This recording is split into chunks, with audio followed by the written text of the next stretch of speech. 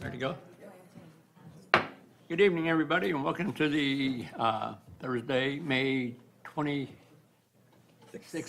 meeting, Robla School Board. And please rise and we'll pledge to the flag. I pledge allegiance to the flag of the United States of America and to the republic for which it stands, one nation, under God, indivisible, with liberty and justice for all.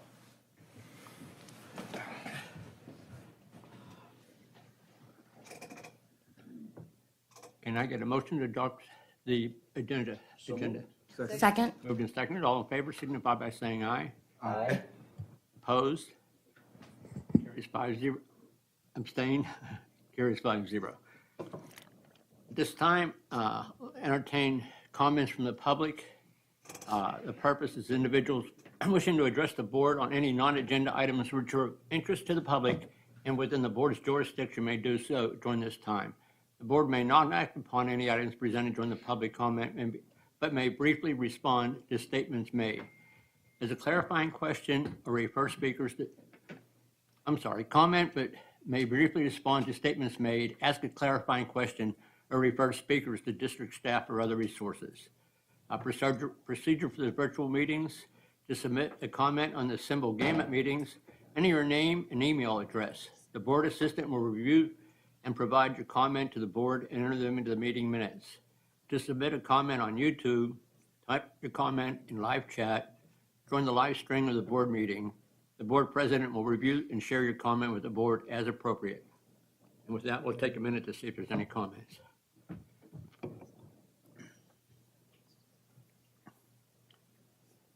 Okay, there's nothing. I'd just like to take a minute and comment about the sad, tragic things that happened again this week. I just want to say, yesterday, I asked some of the teachers and administrators, and some are here, about how it affected the kids. And, I don't know if it's my not being overcome denial or just human nature I can't envision it happening here. And maybe I just don't want to envision that tragedy of having an identified child or a person by DNA. But what I got to thinking was, we always call the teachers involved in this thing giving up their lives as heroes. I think it's embedded in our minds that we don't want this to happen to our kids. But I don't know how many, and I admit I haven't given as much thought to our teachers who we give the trust to our kids to raise our kids every day. They're already heroes, but to ask them, and I don't know how they feel. I didn't ask the question how it affects them, but it's tragic. I don't know what to say, but I just like to recognize our teachers. And one last thing, we brought this on. I heard the statistic that these school shootings have been males, 16 to 25 years of age. And as far as I know, I think all the teachers have been females. And I just can't envision them out there having to think about, putting their lives at stake. So I just want to thank our teachers for what they do. At that, we have some public hearings. The local control and accountability plan. If we could, Mr. President, we'd like to move that presentation down. We'd like to go ahead with the public hearing, but we'll move the presentation down to the presentation section of the. Okay, but I'll do the public hearing now? Yes, please. Yeah, okay. So with that, do I have a motion to open the hearing? Second. Is there any comment? Point of parliamentary procedure. I don't think we have to have a motion to open the meeting. You can simply call the meeting declare it? open. You just need a motion to close the Close meeting. it. Thank you. I move that we close the hearing. Do I have a second? Second. It's been moved to close the meeting. All in favor signify by saying aye. Aye. Opposed? Or to close the hearing. The hearing. Yeah, said meeting. That was short. That's wishful thinking, maybe. Okay, the hearing. And so we have a motion and a second. All in favor signify by saying aye. Aye. abstained, carries 5-0. The next is the collective bargaining agreement. Robla School District and Robla Teachers Association Collaborative Sunshine Proposal Revision to open additional article for the 2021-2020 to the 2023 fiscal years. With that, I declare the public hearing open. Any comments? Move to close the hearing. Second. Moved and seconded. All in favor signify by saying aye. Aye. Opposed? Abstained? Carries 5-0. Do you want to go next?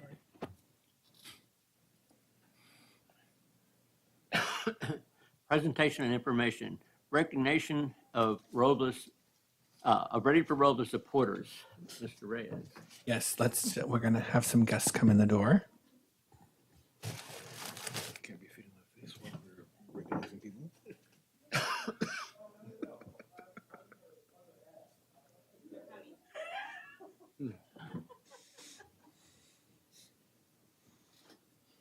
You surprise them. Yes, I did. Doing.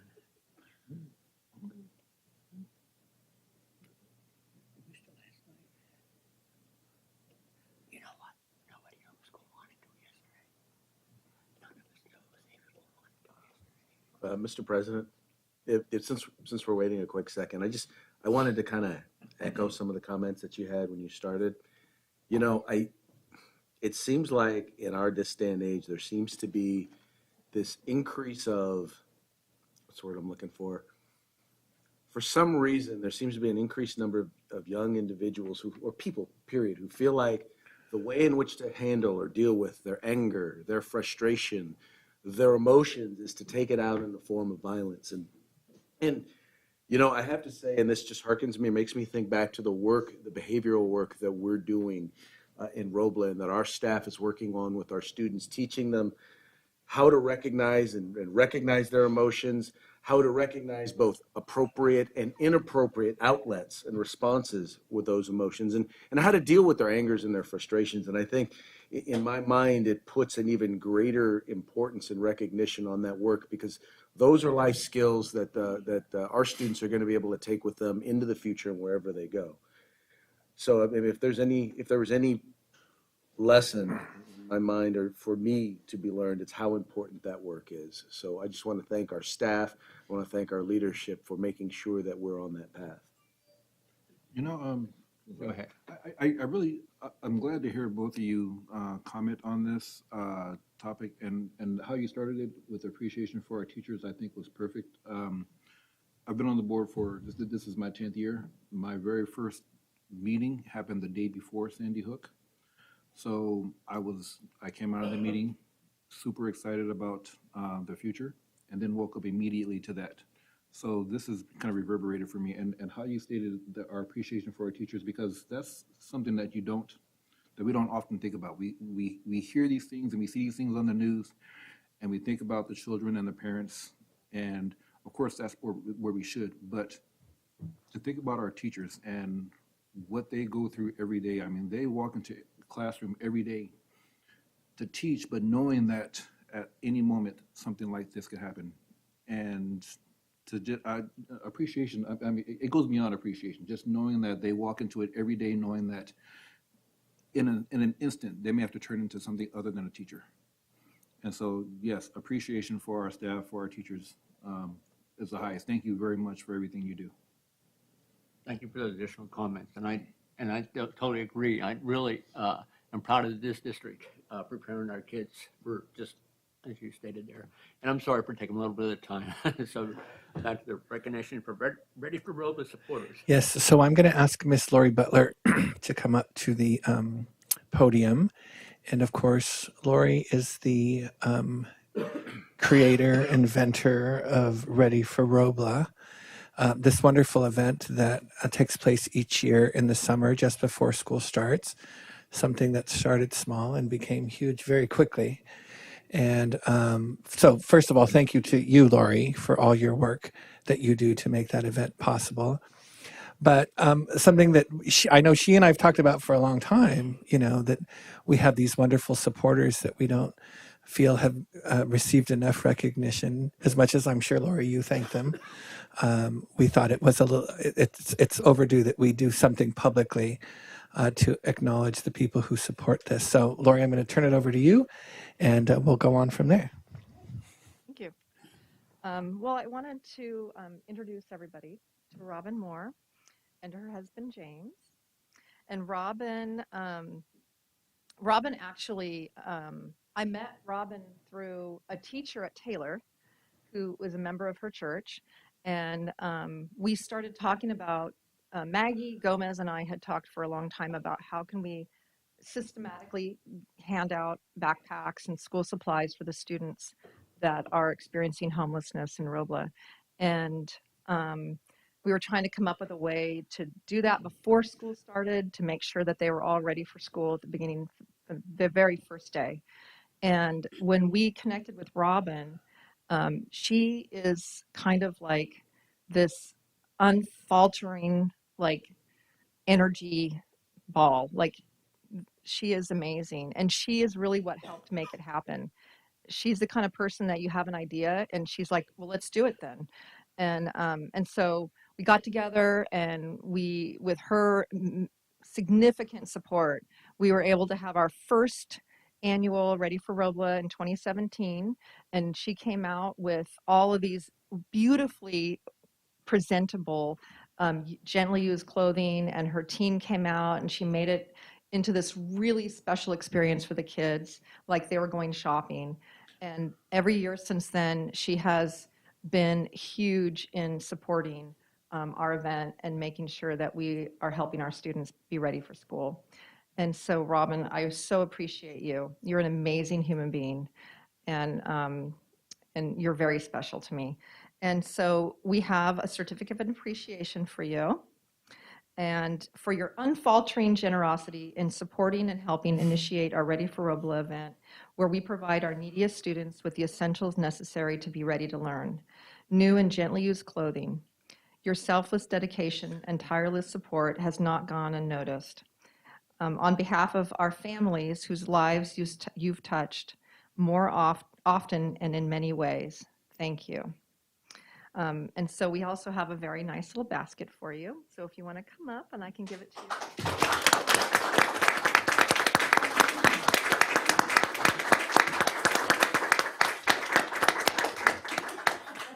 Here you go. Thank you. Thank you. Oh, it's working. Oh, yeah. Why don't you come up and take a picture from the front? Good, good. Oh, hey. Oh, do you want me to?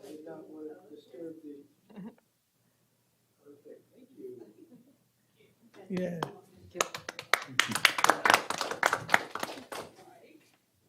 If you're comfortable. I just want to thank everybody, though. Just like, Go ahead. I so appreciate the teachers and the students. And if we can remove any barriers, if it's within our power to take something away from them that's weighing them down, to allow them to learn, to give them the space to feel comfortable and safe and loved, we should. So, thank you. Thank you. Robin has done. Robin and James have a property that's not very far from here. And this is kind of one of the most amazing things I've ever heard, honestly. They have taken this property and they have put on 4 tiny homes, and is working with an organization called Family Promise, which is, they are a sheltering group through faith-based organizations all through Sacramento County. And she is housing folks who have no place to go and helping them get into some permanent housing. And she is reserving one of those tiny homes for a Robla family, which I have been referring people, by the way. So we're waiting for one of our Robla families to get into one of those places. So it's really exciting. Yeah.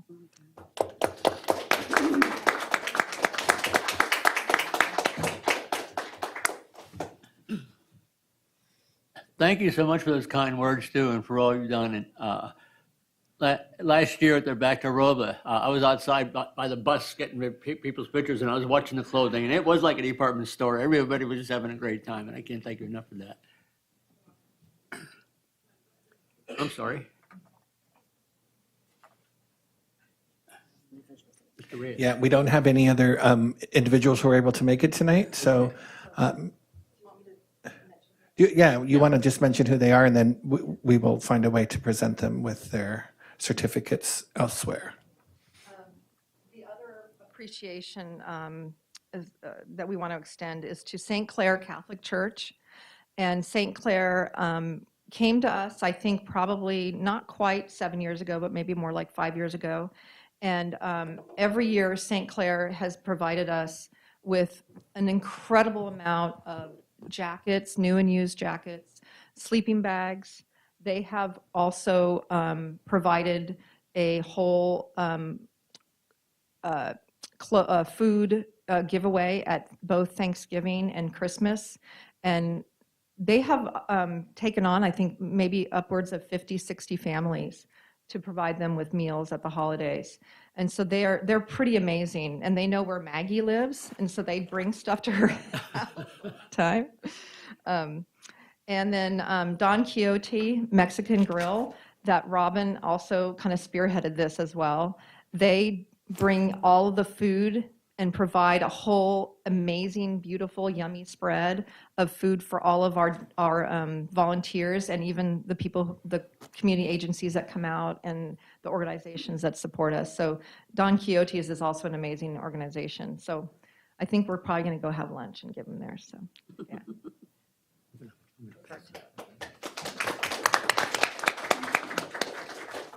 Can I say something? Yes. I wanted to say thank you so much. I didn't know that you were involved in doing all of this, but it makes my heart swell with happiness to hear that somebody's working so hard, because so many people say they want to make a change, but they don't really get all the way into it, and you jumped all into it, and thank you so much for everything you do. And you're welcome to stay for the board meeting, but I don't know if there's really going to be much interest. Thank you very much, everyone. And thank you again, too. See you August. Yeah, we're ready for Robla.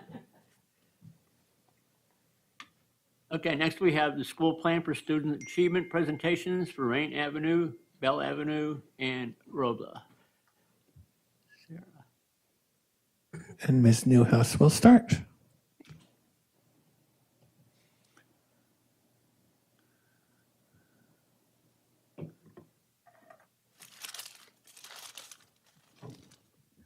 Hello, everyone. Hello. I've run over from open house. So I'm going to present, and then I'm going to run back to open house. All right, I'm going to present our school plan for the 22-23 school year. Typically, when I discuss our goals, our 5 goals, I present them in this order, but I'm going to go a little bit out of order. And I'm going to start with our attendance and our social emotional learning and talk about those, because those have impacted our academic growth more so than any other year. And I just want to talk about some elements from attendance and from SEL, just to give you a little bit of background information in how those have impacted us. We had a lot of classrooms this year that had to go into modified quarantines. We had about 60 modified quarantines, which was about an average of 3 classrooms, 3 times per classroom. We have about 34 long-term independent studies students this year. We have a lot at Maine Avenue just because I have a lot of teachers who volunteered to do that on behalf of the district this year, which is great. We have a lot of short-term independent study contracts this year, and that language and legislation changed this year, which was a very different parameter for us to work within. And we have about 340 contracts that we have done this year. And those have really been COVID-related issues, that because students had to be out due to COVID-related issues, we offered short-term independent study contracts so that we could keep the learning going. And we typically have nowhere near these numbers in short-term contracts for our students. We had COVID surges throughout the year that impacted attendance, in particular January and February, where we had some days where it was 25% absenteeism, not just for students, but for staff as well. COVID really impacted our staff being out. And then the social emotional learning and the social play of our students, we had to work a lot on empathy and apathy and how to learn how to regulate their emotions in certain situations that maybe pre-COVID they didn't have to struggle so much with. They were situations that they could handle more successfully, but because during quarantine and during distance learning, they didn't have as much peer interaction as they would have, and so some of those skills were lost, and we had to spend a lot more time with our students to help support them in those areas. When I looked at our chronic absenteeism data, with all of these challenging parameters this year, quite honestly, it was like looking at like 5 balls of string, all the same color, tangled up, and they were all the same color. So it was very challenging with all of these parameters to try to get a hold of our chronic absenteeism data. So we decided as a staff that we wanted to use our 18-19 data as our baseline, because as you can see here, from 17-18 to 18-19, we had some really nice trends happening, and we would like to get back to that. So with the hope that in the fall, we are out of COVID, we are back to some normal times with short-term independent study and long-term independent study, that we're going to be able to get back to some better numbers with our chronic absenteeism. For our suspension data, we were also on the decline pre-COVID, and then this year with in-person learning, it did increase. And part of this is because we had more challenges with students who had social emotional regulation challenges. And we tried very hard not to suspend our students, but we did have some incidents this year that warranted it. And if you look at that 2.9%, that's 10 of our students. We spend a lot of time working with our students to find other means than suspension, because we know that suspension does not solve the problem. So our MTSS team and our PBIS team spend a lot of different ways to support these students. And we're working for next year to decrease these numbers. Again, we were in a good decline, and we want to work that back down. Some strategies that we're going to use to support students, or continue to use to support students in our climate and student engagement. We're in year 7 of PBIS next year. We as a site are finishing up our first school-wide implementation of zones of regulation, which I've talked to you about in the past. And we're working to, for next year, weave zones of regulation in with second step curriculum. Second step is a district-wide curriculum. And we as a site feel like those are 2 very powerful curriculum, and that we can take the 2 of them and match up some of the lessons and use them together for our students. We continued our character trait assemblies. We did them through Zoom this year, but we're going to want to bring them back to in-person assemblies. And then Hazel Hart, you've heard about that this year because they added that counseling component. We use that referral system quite liberally for our students this year. We felt like that was a great resource.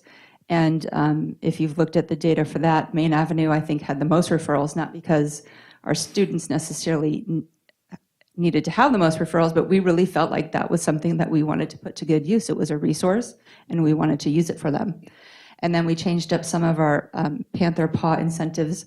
Mrs. Ruby, for example, added in a new one called pool noodle cardio drumming. say that 5 times fast. And if you want to see what it looks like, join our social media page and you can see some of our videos that we've posted. Ms. Cardona's, she's nodding her head because she's one of our active social media members. So now to look at some of our academic data, because our CASP data is so outdated, we chose to use our local data. We're using our fluency, our STAR, and our Phonics skills survey data. And in writing the plan, we have data through the second trimester. So this is some of our survey, our fluency data. And you can see most of our grade levels are making some nice progress through T2. If you do look at 5th grade, I just want to point out that while 22% of our students were at or above proficiency, 44% averaged 113 words correct per minute, and that falls within the yellow norm. So if you look at that chart up in the corner, they're falling within a fairly decent area of progress. And we also want to keep in mind when we're looking at data that as the teachers are listening to these students read, if they're reading with intonation and feeling, it lets us know that they're understanding what they're reading, which means that they're comprehending it. And then we also want to look at this data and compare it to their reading comprehension. So we don't look at this just individually. We also want to look at it and compare it to the other data that we're collecting as well. The STAR results, that's their comprehension. So this lets us know how they're understanding what they're reading. When you look at the upper grades, you can see more of a learning gap and how distance learning impacted them. I'll give you a moment to look at those numbers. And then with our phonics skills survey in 1st grade, by the end of T2, we had about 1/3 of our students who were proficient, and then another 1/3 who were just 7 points below where they needed to be. So we're hoping that by the end of the 3rd trimester, we're going to see our 1st grade students falling within a pretty good area of success. Now, some of the strategies we're going to use next year, some are continued, some are new. Pre-COVID, we had started a workshop-style portion of the day that was whole school, and this took a lot of collaboration amongst all of our teachers, where we were able to focus on Tier 1, 2, and 3 supports with differentiated instruction, and we want to be able to bring that back during our ELA time. We do a lot of horizontal and vertical articulation during our PLCs and our staff meetings. And then we're able to bring back our MOU with SCOE, and that's something that's actually on your agenda tonight for you to approve, which we're excited about because we're focusing school-wide on writing, and that was something we felt that our students would really benefit from. Now, our math data doesn't look so lovely, but we own our data for where it is. Our 2nd and 3rd grades by the end of T2 had made some decent increases, but in 4th through 6th grade, you'll see that we decreased, and we talked about that honestly as a staff recently and why that would have happened. So some of the things that we attributed it to were in the upper grades, there's an increase in level of difficulty in the topics, and there's also a shift in the area of focus. So what they teach in T1 is very different than what they teach in trimester 2. So it's somewhat comparing apples and oranges in what they're focusing on. There's also a loss in foundational skills in the upper grades from distance learning that we're noticing. So for example, if you're trying to teach a 5th grader how to do long division and they don't have fact fluency, it's much more challenging. So that loss has compounded itself as you go up in the grade levels. And then we just struggled with that high absenteeism rate in January and February. Some strategies that we're going to put into place is another workshop style portion of the day during math time, like in ELA. We're also going to, across all grade levels, identify key academic language and vocabulary that we're using in our math teaching. You'll see Throughout this presentation, I mentioned horizontal and vertical articulation. We do that on a regular basis at Maine Avenue. And then we always focus on fact fluency, number sense, and word problems. Those are key standards that we always try to touch upon. For our English learners, these two slides, or these two graphs, show our summative data for 18-19 and then for 2021. And if you'll recall, in 1920, we suspended giving the test, and we don't have our data for the end of this year yet. And those slides, if you look, they almost look identical, don't they? Except for 2021, the red is higher. It's almost as if there's some real stagnation here. So it'll be interesting to see what happens at the end of this year with our summative data. But it tells us that the MOU that we're doing in writing is going to help our EL students as well, and not just our English-only students. Our EL specialists will continue to work with our students who are at the emerging level.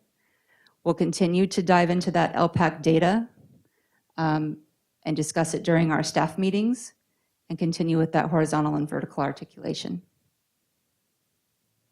For parent involvement, we have a decent following on Facebook and on Instagram, and we want to continue to increase those numbers. Just like I said, Ms. Cardona, you're a good follower of us. Thank you.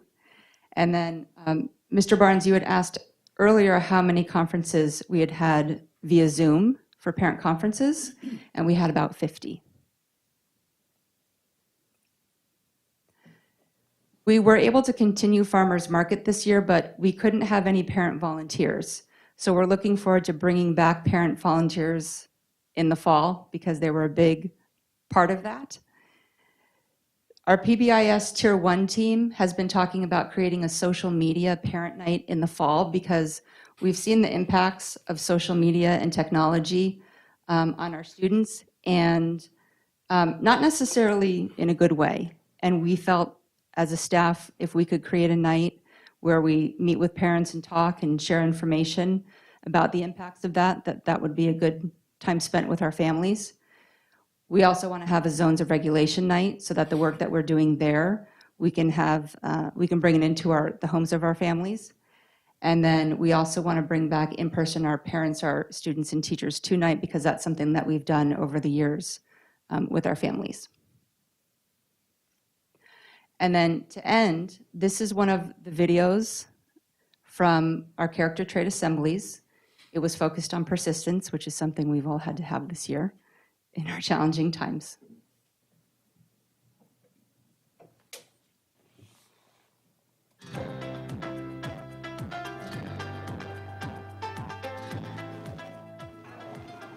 Being persistent is important because I don't give up on myself, and I won't let myself down at good and bad times. Being persistent means to stick to something and not give up. Being persistent is important because we shouldn't give up on anything.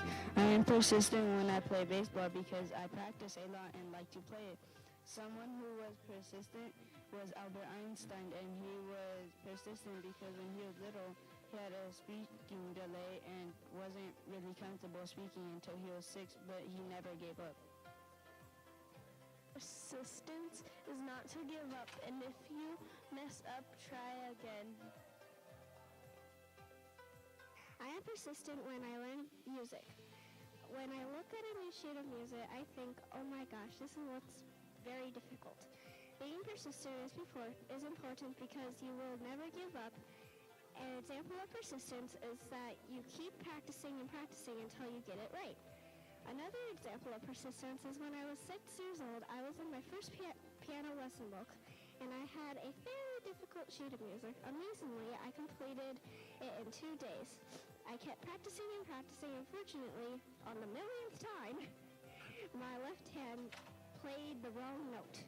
And it happened again and again. I did not know what to do. So I kept trying, and finally, on the billionth time, I got it right.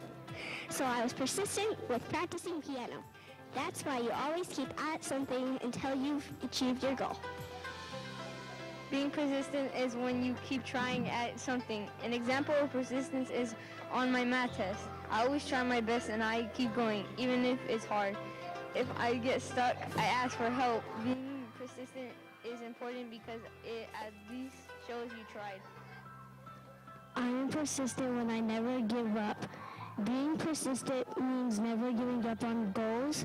An example, when I play soccer, I keep trying if I fail, and I keep getting better and better. I am persistent when I don't back down. Being persistent is important because it is good for you.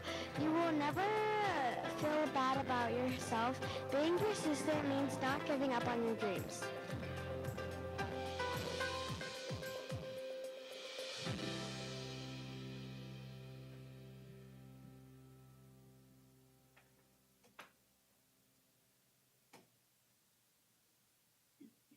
And that was all written by them. Right. Do you have any questions? Thank you, Ms. Newhouse. That was, I really appreciate all you've accomplished there, all the work you're putting in it this year, and using the local data. I'm really pleased with seeing what our students are doing. And that last video on the persistence, I really appreciate that too. The kids, being involved in that, because the message I always try when I meet with a bunch of scholars and kids in different areas is there's no such thing as failure. And believe me, you're talking to a person that took 2 or 3 times to get the hang of something, but if you don't get it the first few times, there's always different ways to do it. It's not that you fail, you find another way till you get it. And that's sending that message, I think, well, there's a lot I could comment on there. I know you want to get back to open house. I wanted to go to Bell Avenue's open house today too, but thank you. Welcome. I have a question. I don't remember the slide number, but it's the one that had the attendance and social emotional needs. You said that there had been an increase in short and long-term independent study, and it says modified quarantine classes greater than 60. How has that impacted the staff? The modified quarantines and just the, well, a couple ways. It impacted their teaching because when students would be out, and the quarantine tree changed in a number of different ways over time. The forest changed, but if a student was out for 10 days, that was 10 days of learning loss. And so the teachers had to address that learning loss when the students returned, but they also had to keep pace with where they were in their teaching. And so that happened over and over and over again throughout the year. And that's very challenging for teachers to do. Also, when the students are out for that amount of time, they're losing connections with the teacher and with their peers as well. And so they have to come back in, kind of reinsert themselves into the social dynamic of the classroom and of the school, and that's a challenge as well. So, does that answer your question? It does. It does. I'm trying to gauge the impact that it's had on our staff and how we've responded to that. I think they have done amazingly well. This has been an extremely challenging year. It's been very tiring physically and emotionally, and I think they have been troopers. I'm very pleased with my staff. They have persisted amazingly, and they work on behalf of the students every single day, and they support each other as well. We are a very strong team at Maine Avenue, and when we had those really tough days where we had a lot of staffing shortages, we filled the gaps. We did what we had to do to make sure that, one, we got through the day safely and classrooms were covered, and then 2, kept the learning going as best we could. Thank you, and thank you to our staff, to our teachers, to everyone involved. These are things that we don't often think about or sometimes even know about, and the fact that they do carry this on. Thank you. Any other comments, questions? One last thing I just want to say, I appreciate how much you've used that Hazel Heart too.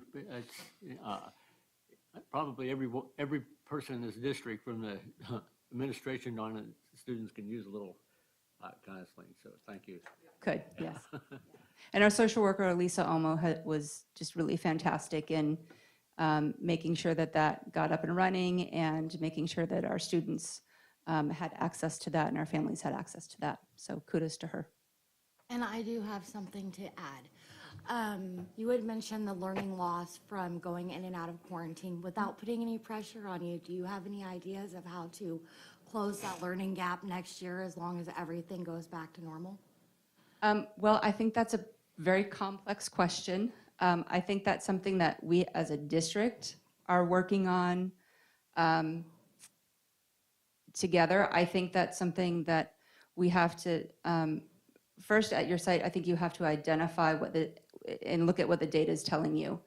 And it's probably going to be different from grade level to grade level. I think what we're seeing in the younger grade levels, the gap is not as intense, whereas when you get to the upper grades, the gap is larger. I think also as the years go on, and this is a multi-year endeavor to address this situation from what we've been dealing with the past 2 years, I think we have to make sure that we're looking at what the data is telling us specifically with each group of children and address that accordingly, and be very targeted. So we can't just say they don't know their math. Where specifically are they struggling in their math? Is it in their fact fluency, or is it in number sense? And so that's where, as a staff, we have to sit down and we have to look at what it's telling us. And we also not just have to do that as a grade level, we have to do that as a whole site. And that's why I mentioned a lot in there about vertical articulation, because it's not just your third grade students, it's our third grade students, because they go on to fourth grade and they go on to fifth grade. Oh yeah, I totally understand that. My son has Tourette's, and he does what we call glitching, where his brain doesn't retain information. So I had to reteach him all the fundamentals, like go back and figure out where he lost. So I completely understand that. I just wanted to know if you had any ideas or things you were working on. I'm gonna look for that magic wand. Thank you. When you do, can you pass it my way? I will. I'll pass it his way too, and you. everybody's way. Yeah. Thank you, Ms. Newhouse. Thank you. I'm gonna head back to my open house. You got it. Thanks, Ms. I Newhouse. see Mr. Cap just arrived too. Okay, Mr. Caff, we'll let you come up next. Thank you. You appear to be remarkably dry. Well, I will tell you, that's my first time ever in the dunk tank, and I survived. Anyway, it was a big roar when I hit the water. Well, I just want to say thank you to everyone here, Mr. Reyes, our Robla School Board, just for our new building. I want to just let you know that the video I have on my phone of fifth grade in that room right above where the sign is there, watching them come in the first day and having it take their breath. It was just an amazing start to the school year and what we really know they deserve for a learning environment. So thank you to all of you. They love, the families love it. They're just coming from our spring carnival open house over there. There's so many families there, and it's just really, it feels special. So thank you. Thank you. So I am a rookie, and so I really appreciate your patience. I've been here in the Robla School District the last 25 years. I was in LA County before that, and just know I'm proud to represent this team that's over there right now, and I'm proud to share with you also. Okay. So I'm very thankful for the vision that we have when we did our grand opening, knowing that every student over there, and as part of our morning announcements, we know that every student is smart, and putting them in that growth-minded environment where we're learning about how their brains work, and setting up these challenging practices and doing the reflective metacognition, so they're understanding how their brain works too. So it's kind of like a journey for all of us. But so our student goals that we've established from our team, we're getting all kinds of signs and signals that we need to provide weekly social emotional learning in zones and regulation. We did a good job this year with zones, but it was more spotty and with second steps. So we know that we have a great opportunity to impact in it and actually get more learning time. You know, it's a big discussion out there is how do we lengthen the school day? Well, what we're seeing is that if we spend more time every week on second step and zones and having the students learn how to regulate their things that they're processing, we will get more learning time in the classroom. We are gonna, our goal this year, Mr. Cap searched out Berkeley, did this ripple effect to Berkeley School District, and there we know that second grade is our lowest grade. They have the least amount of time in school, and they're academically been in the most demanding of how much we're asking them to learn, to take on this year. So our second grade that we have right now, our third grade next year, our goal is to have 80% of them at achieve proficiency or above. Now, in California, 50%. Mr. Penman, when Ms. Circus and I were 50% in third grade is amazing. But I'm telling you, what this school district did, they shot for 80, and then they rippled whatever they were doing in that class throughout all the grade spans. And I'm going to talk about that later. But what it does, it's all hands on deck for our second graders that are there right now going into third grade. And then throughout our PLCs, we're going to ripple what's going on in that class, in that grade throughout the school. The other thing is win time. Mr. Pittman's been great about supporting us in getting to know our students at a deeper level. And we want our EL students to be our leaders. I think that's what we want. We want them to lead us on our, so they're going to be a priority in win time. And I was telling Mr. Reyes here recently that if you were to come up win time between 8:50 and 9:20, our school is shut down. And win time is what every student needs. So the EL students get specifically, they're grouped for what they need. And then the EO students, if a student needs help in a specific phonics skill, the whole school is shut down. So if you were to show up at 9 o'clock and you say, well, Mr. Cap, I want to see my low ELs or my 1 ELs, we could tell you what class they were in. And it would be that way every day. And it is holding us, our school accountable and holding the teachers accountable that every day the students get their EL instruction. Our staff goals,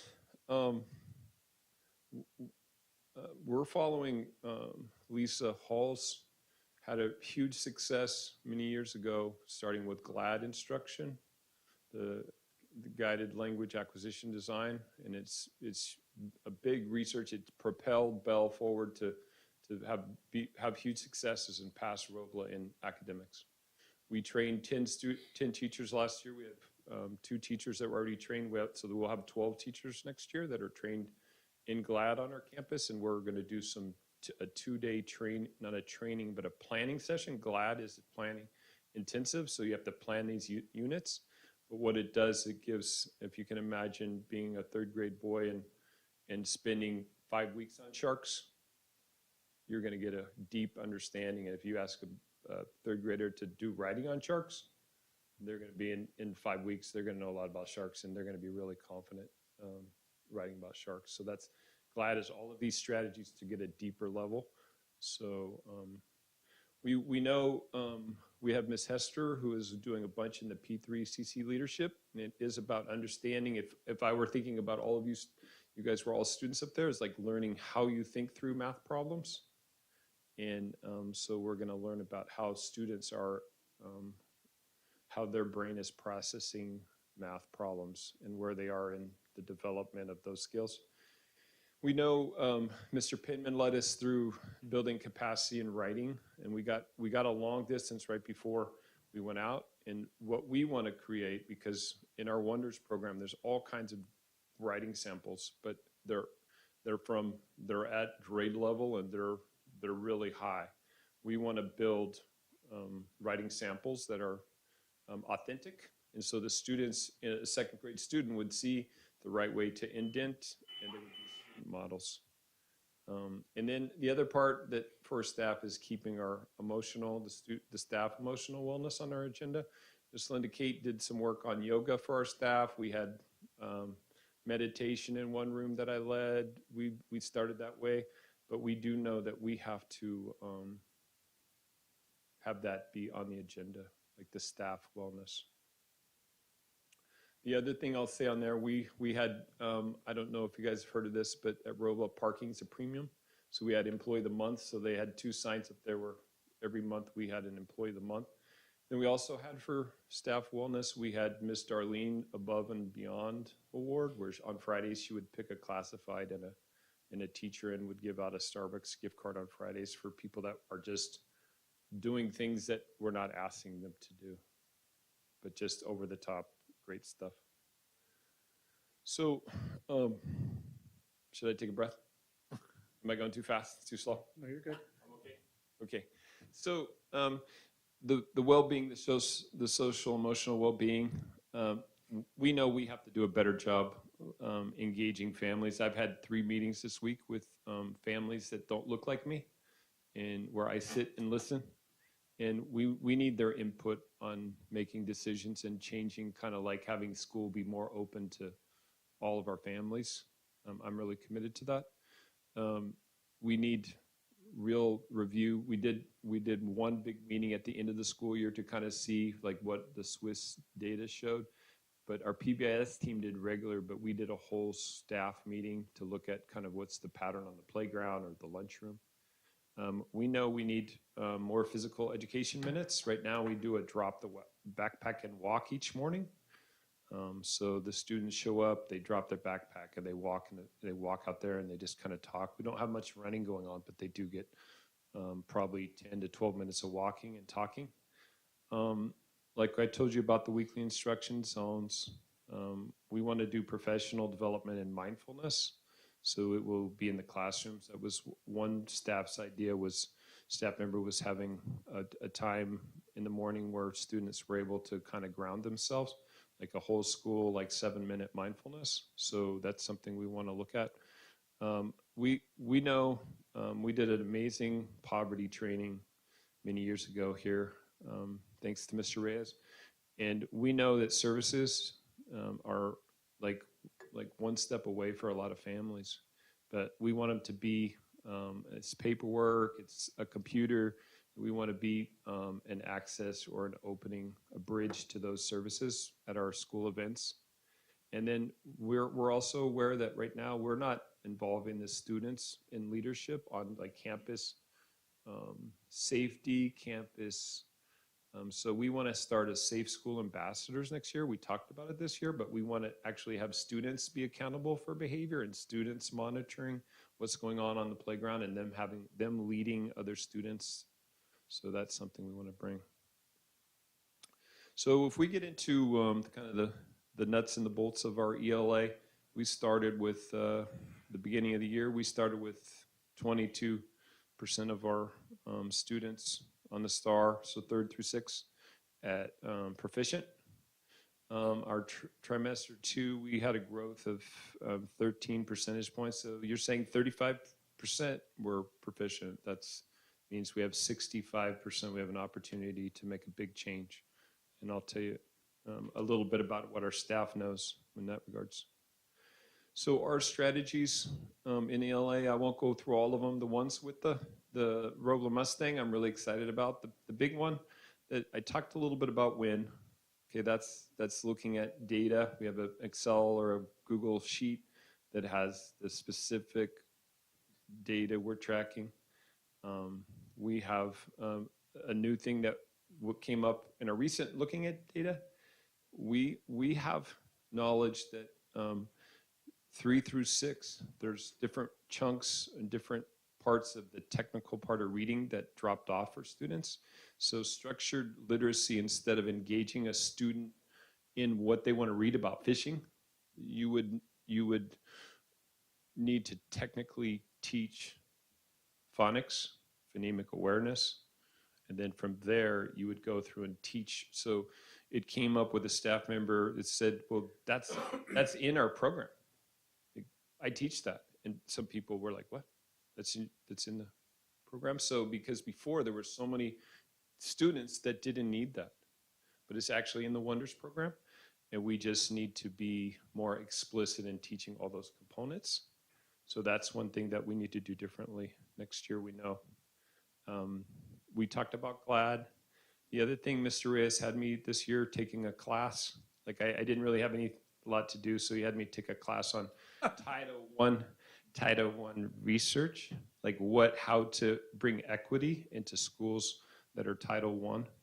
And really, what I learned was that writing is a research validated way. So if you take a group of people and you let them kind of pick their nonfiction book and the right that they can read, and then they can respond to that in writing, it will increase their reading proficiency and their reading comprehension. So there's a lot of research. So that's something that we're going to focus on next year. If we switch over to math, red is Robla, blue is the district. That's our T1 benchmark. We know we have a big chance to make a big gain next year in math. This year, WIN was focused specifically on ELA, but we're going to have intervention groups in math next year. We did not have that this year. And then we, like I talked about, we have the other thing that Mr. Caff, Soar, I did Soar practices in math, and it's really, really cool. You can have the students work back and forth and record themselves doing a math conversation with high rigor and vocabulary for math, and they will record it, and then the teacher can view it, and they can work on a math problem together and help each other solve it. So that's something that the disciplinary discussions we could work on next year. Our strategy for our EL learners, our big thing, we're really excited about the WIN rotation, and I will tell you the other part of the WIN rotation is Ms. Freer is one of our more talented teachers and charismatic, enthusiastic. She really engages, but if you can imagine her being done at 9:20 every day, she's done. Like all of her EL students are served. Well, now she can do a second dose. With that second dose, she can group students that maybe aren't progressing, and then she can pull in EO students that have that same need. So it's really cool. I'm really excited for her to have that. So if you can imagine, she can pull groups, she can push in. So all day, where before she was seeing groups throughout the day and supporting. So she was involved in different rotations throughout the day. And now she can, at 9:30, she can be pushing in. We can use her all day long. Can I ask you real quick what an EO student is? So that's English only at home. So like that's okay. EO. Okay. Yep, yep. Thank you. Thank you. So this is our attendance. If we talk about attendance and suspensions, you can see Robla is at 95.6, and I'd like to take all the credit for that, but that's Darlene and Jana, and then making the phone calls, and Jana working on independent study and calling and getting people packets. And then those packets getting turned in and graded, that's what that number means. It means a lot of extra work. I will tell you a little secret. Miss Jana has, right now, if we were to all go out there and see in the back of her vehicle, she's got stuff that she's taking home and grading it. Like she's doing all kinds of extra stuff. That's what that number is. Don't tell her I told you. And I'm serious. She's just doing extra work. So as far as absenteeisms and suspension strategies, we have had 4 suspensions this school year. And Robla's motto is with our psychologist and social worker is supporting students. So that's support first. Do our due diligence But we really appreciate having the social worker and the psychologist to support.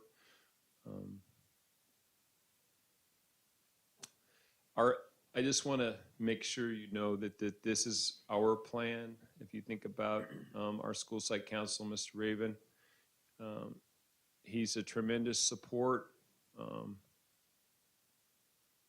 And then this is our leadership team. We had 7 teachers, like one from every grade level, kind of come together before the SIPSA and did this jam board where we just put up Post-its for what they know that the teachers need or what the students need. And that's how we kind of brainstormed to get to where we are here.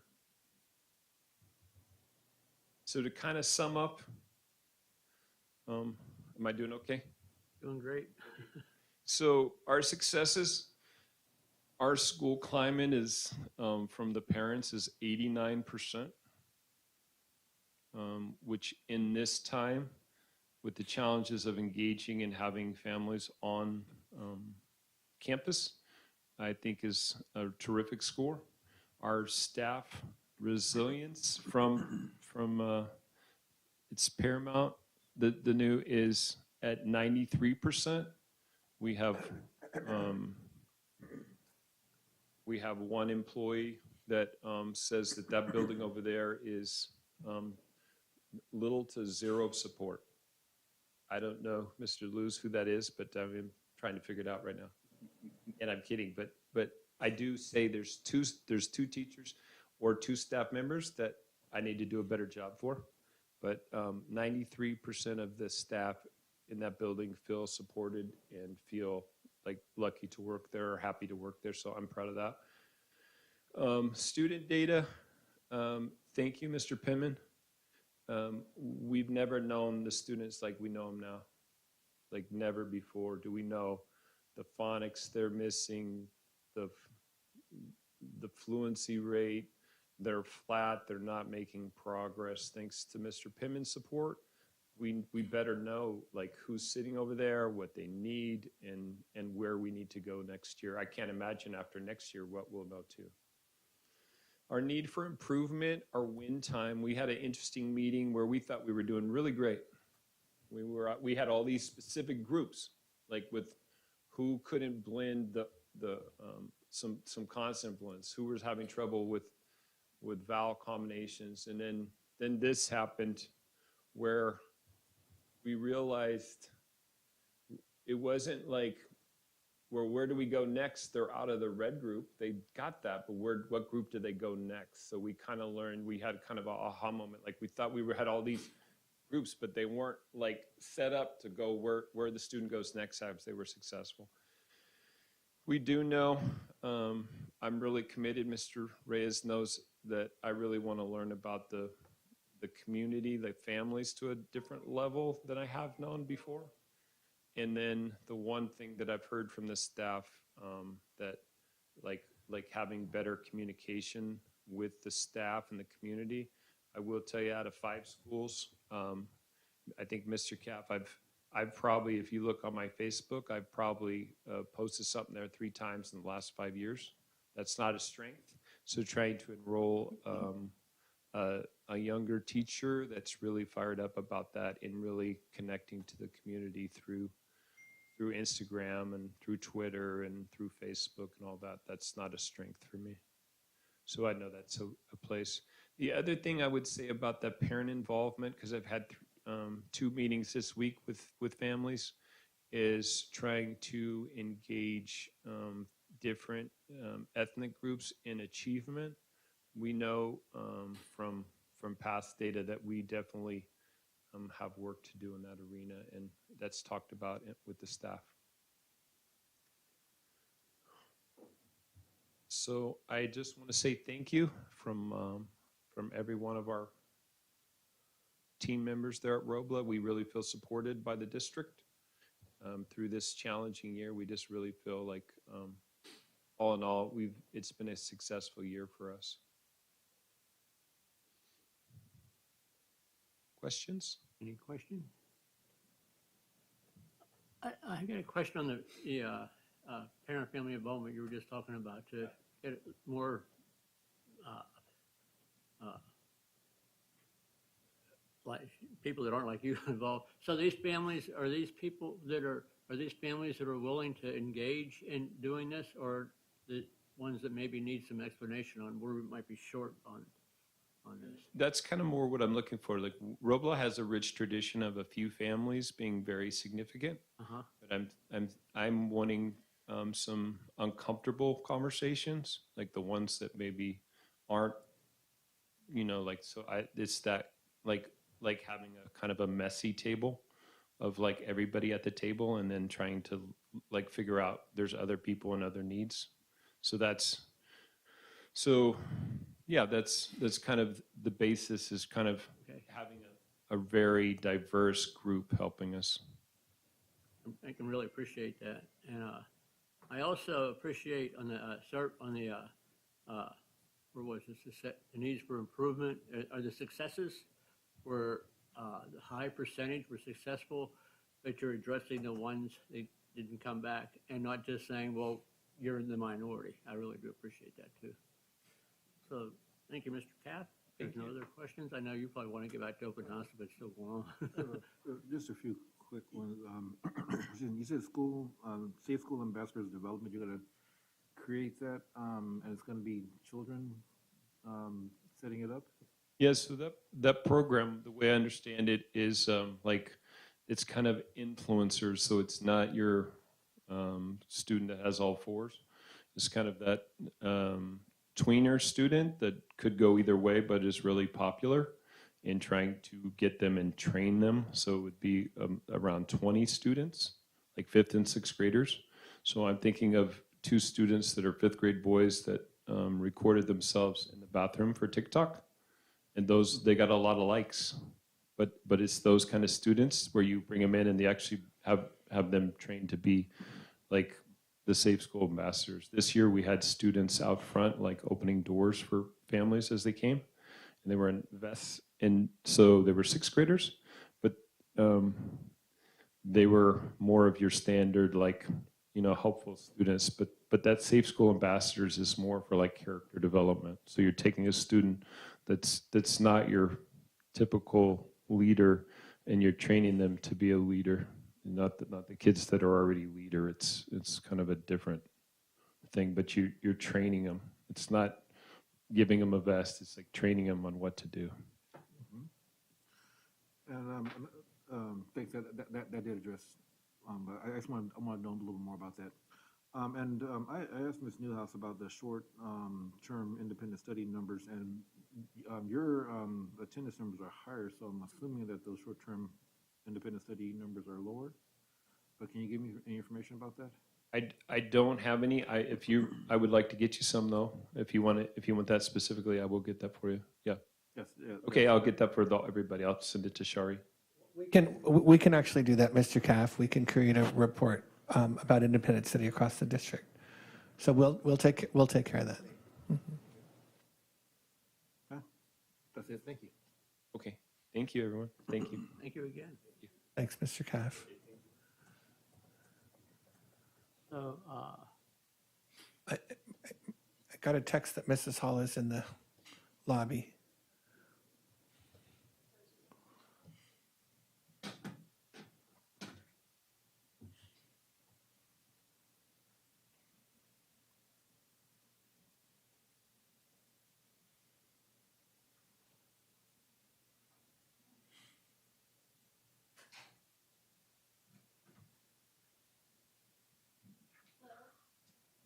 hello, Ms. Zoll. Good evening, everyone.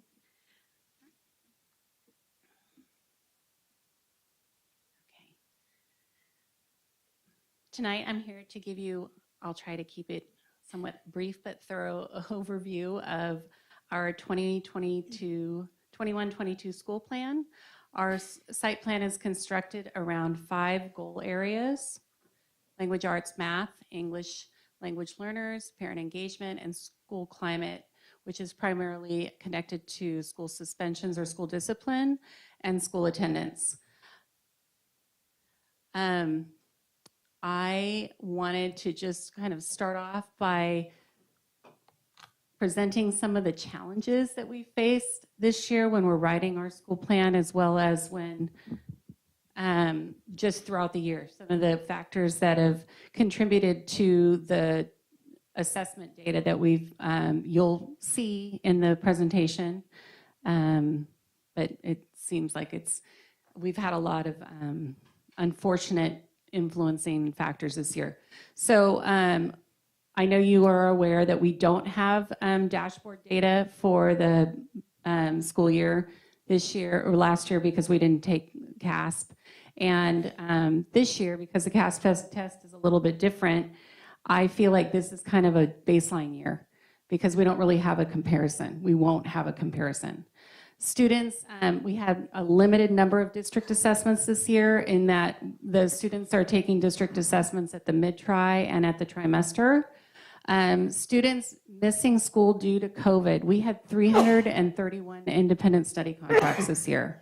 That's a lot of missed school between August and May. And then also our ongoing staff absences during COVID.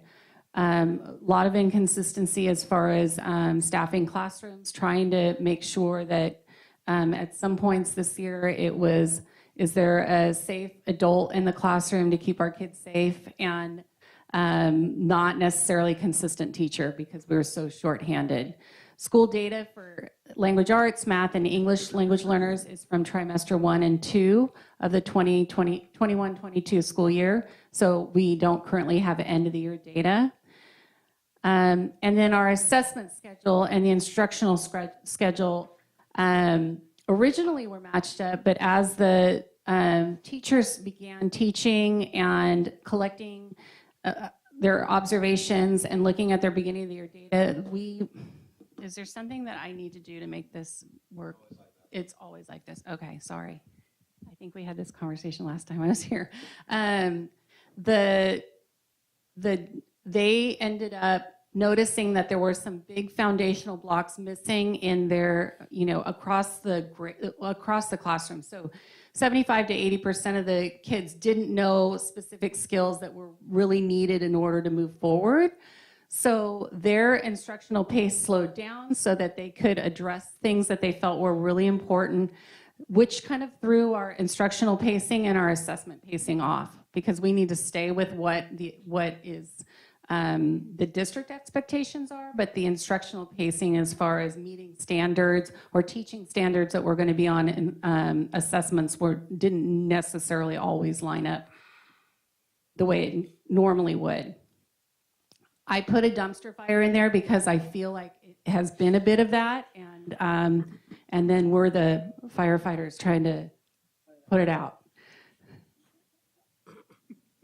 So this first slide is our ELA trimester 1 STAR reading data, and for all for our purposes, STAR reading data is basically comprehension.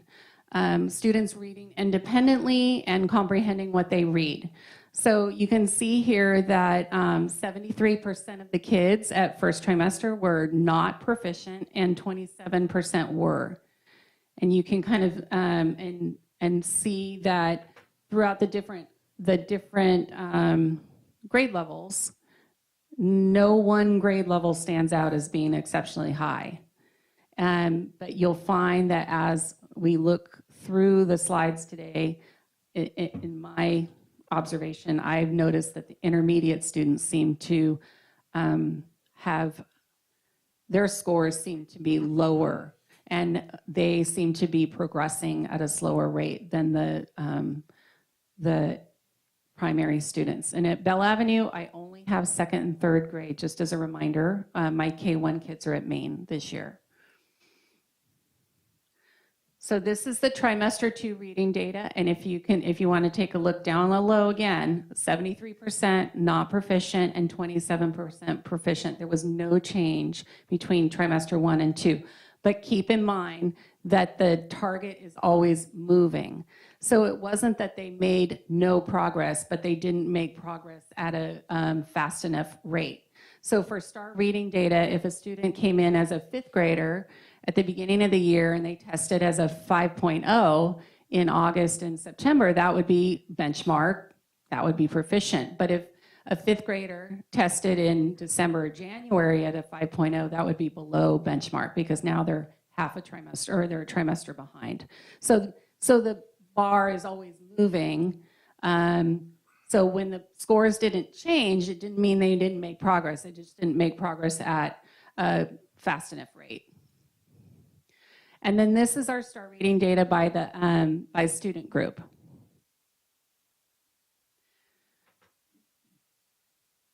So if you look at this data by student group, the proficiency rate varies between 28% for our white students up to 34% for our African American students. But you also need to look at the total number of students in the groups. So our largest group of students are the Hispanic students. There's 124 students, and they're currently at a 30% proficiency rate for our start reading data.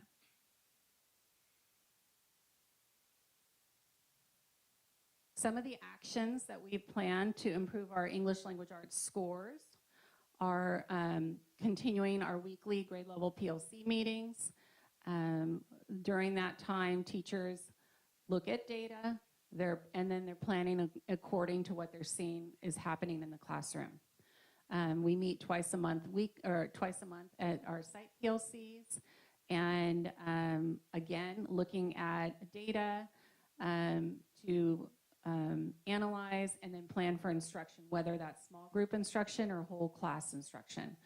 All of our teachers are GLAD trained or will be GLAD trained. I think I currently have 3 teachers that need to catch up with that training.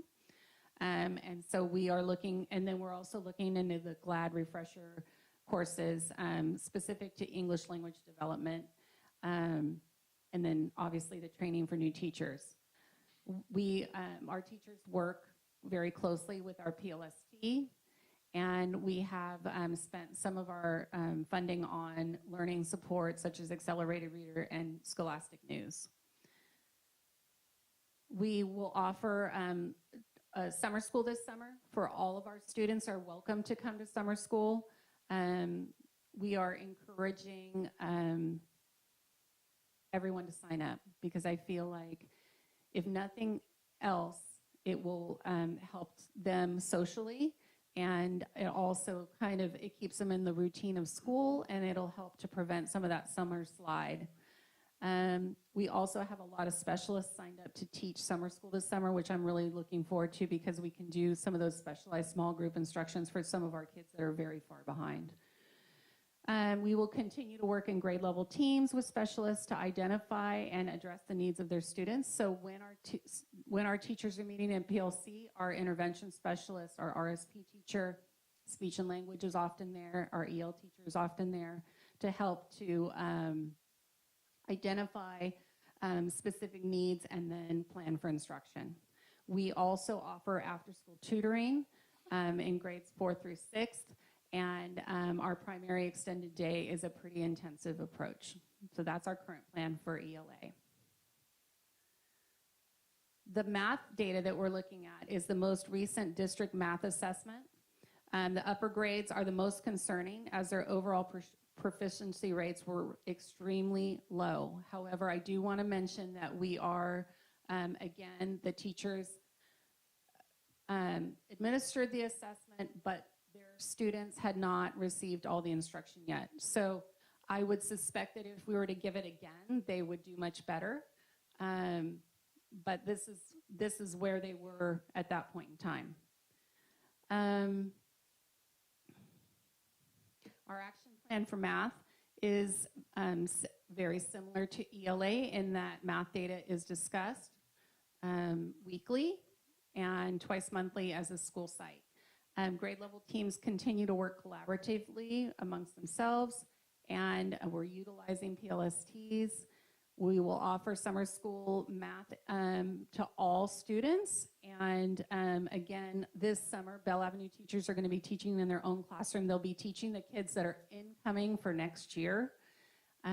We offer tutorials for grades 4 through 6, and we have some purchase of online math programs and apps, but honestly, I think that having the teachers do small group intervention is better, but sometimes I think to reach more kids, it's nice to have some online support as well.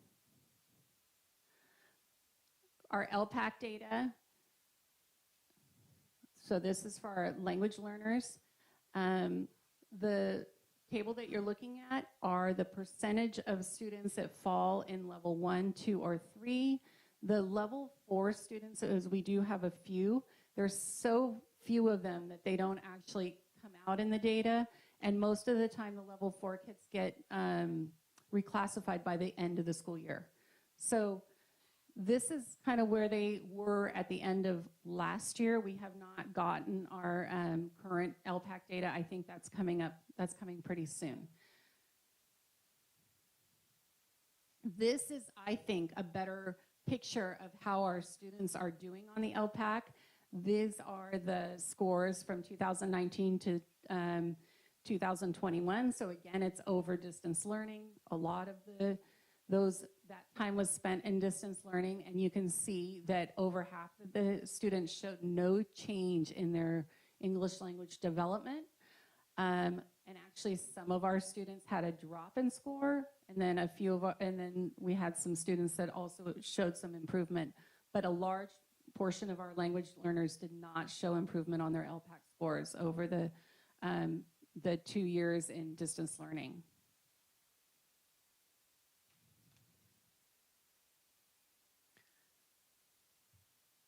Our Lpac, our action plan for our EL learners is, again, it's similar to how we handle data for language arts and math. However, I will say that one of the things that's a little bit different is that our students that are showing, so it's the kids that are in the 51% or the 21%, they have specific interventions planned for them, because the concern with this no change is a lot of those kids have been in that area for a long time, 3 or more years of no change, and that's a big concern. So those specific kids are discussed, and we have interventions planned for them specific to whatever it is that they're struggling with. A lot of times their Lpac scores are directly connected to maybe a writing score or a reading score that is a challenge for them, and so they need intervention in that area, which will help to kind of improve their overall Lpac scores. Some of our students get double dose of EL instruction every day if they are a level 1, or again, if they are in an area, if they're in kind of this plateau, they've hit a plateau where they're not showing a lot of growth.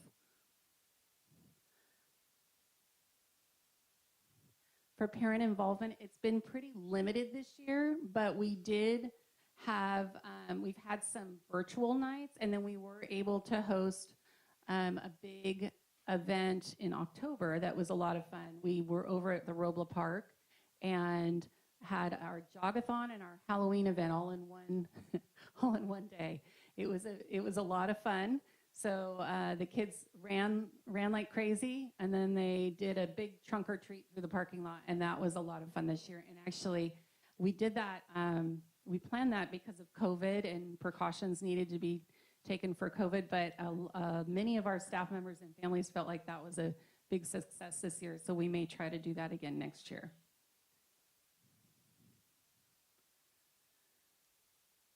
So we have other opportunities for families to stay connected.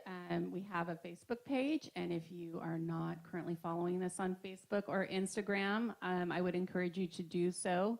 And then we also have a YouTube channel where you will find our weekly Tiger News and other fun videos that the students they create and edit, typically as a group. Now, Elliot, if I want to play that video, do I just push the button, or do you have to do that? Oh, I did. Thank you. So this is something you might find in one of our Tiger Daily newscasts. During the morning and the afternoon can waste 420 gallons of water. But if you water them at night, you can save 750 gallons of water, or You can connect a barrel to a downspout and save water for your lawn. Or we use waste flower and plants that need a lot of water with native drought climate plants that can save 260 gallons.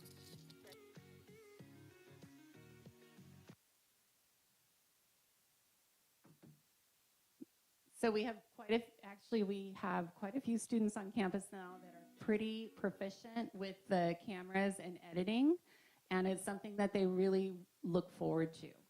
Okay, so our next section is attendance. Our attendance rates, if you look at them, they don't look too terrible, but I want to remind everybody, they're not fabulous, but they don't look like kids have been missing school all year long. But I want to remind everybody that all of the independent study contracts count as positive attendance, and so they really boost our attendance rates. If you think about the number of independent study contracts this year, all of those days are lost instruction. So they may have had a paper packet or a Google Classroom to work on, but they didn't have a live teacher, and that really affected our performances this year. So we also had just for this year, so in 2022, we had 31 incidents of modified classrooms or modified quarantine classrooms. So when that happens and a classroom goes on modified quarantine, parents get nervous, they start keeping their kids home, and then we're losing instruction. So ongoing strategies for improved attendance. Our teachers are there to greet their students daily. Our Bell Avenue staff is very proficient at building strong relationships. We are working on building a school culture that highlights attendance and the importance of attendance. We spoke to our incoming kinder parents already about the importance of attendance, and then we were able to give them data about the relationship between students that are become fluent readers in 3rd grade and students that are regular attenders in kindergarten and 1st grade. We do recognition for improved attendance. We have a few kids that we do daily check-ins with that are at risk for chronic attendance. So we have a few kiddos that check into the office. They get some positive talk, they get a sticker, and then at the end of the week, they earn something that they've been working for. And that's helping to get them to school and on time. We do a lot of shout outs on social media, and then if needed, the school social worker. We also utilize the SART and SAR process. I added in enrichment, building engaged learners, and field trips and special events because I feel like engaged learners and students that are looking forward to activities and special events, they don't miss school. Rarely do kids miss school on a field trip day. It's always 100% attendance unless something has happened. So when kids are looking forward to school, they come. So that's something that I think is important to add in our just strategies, overall strategies for improved attendance. This is our suspension data for the school year. We've had a total of 16 days missed because of suspension. We have had it looks a little different this year. We've had more fighting. So, and actually, all of the fighting this year has been female. It's been really interesting. That has never been the case before. And then the vandalism, bullying, and vaping, which is a new one for us this year, has been very mixed between the male and female students. But all of the fighting this year has been the girls. So what are we doing about it? We have our curriculum of zones of regulation, and we started the school year off. All classrooms started the year with 2 weeks. We worked with zones of regulation so that the kids really understood the language and the strategies. we have ongoing, and then now we use that as when we're talking to kids, especially kids that are having big emotions, reminding them about their tools that they learn for zones and helping them to kind of de-escalate and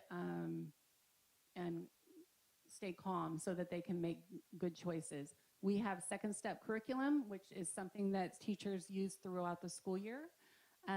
We have clear PBIS expectations and incentives.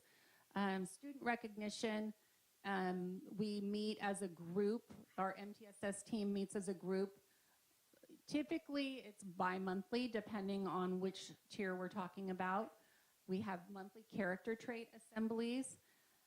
And then again, it goes back to having learners that are engaged and teachers that are engaged, including, and then things to look forward to, intramural sports, clubs, and then that strong staff-student relationship, and then of course the cell training for all staff.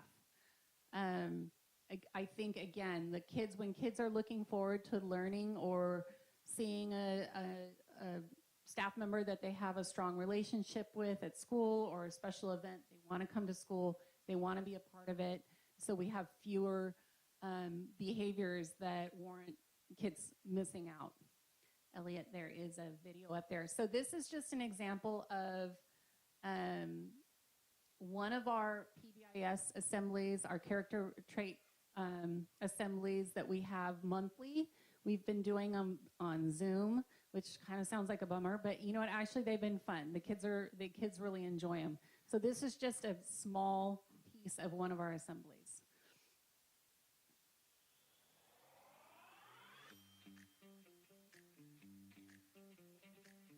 Being thoughtful means thinking about other people before you do anything. Being thoughtful is helping someone out. I think it means to be maybe kind, to give people like kindness and show people your respect. And then maybe to see how they're feeling, you know? To be thoughtful is to think what they're going through. Basically, it means to think about your decisions. To think about other people and not just yourself. To be thoughtful is basically like helping others, like putting others in front of you before yourself and telling them nice things. To be thoughtful, it means to think about your decisions before you do them, or thinking of others.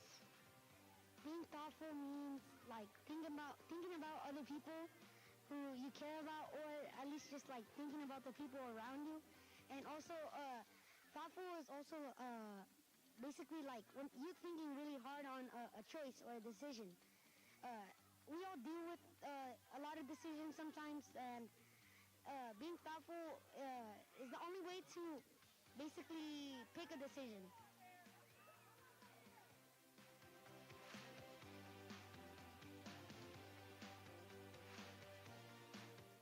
So that's just a brief example of something that a student might see in their monthly character trait assembly.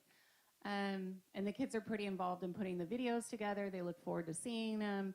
And it hasn't been, I mean, we miss the in-person assemblies, but it has actually worked out okay.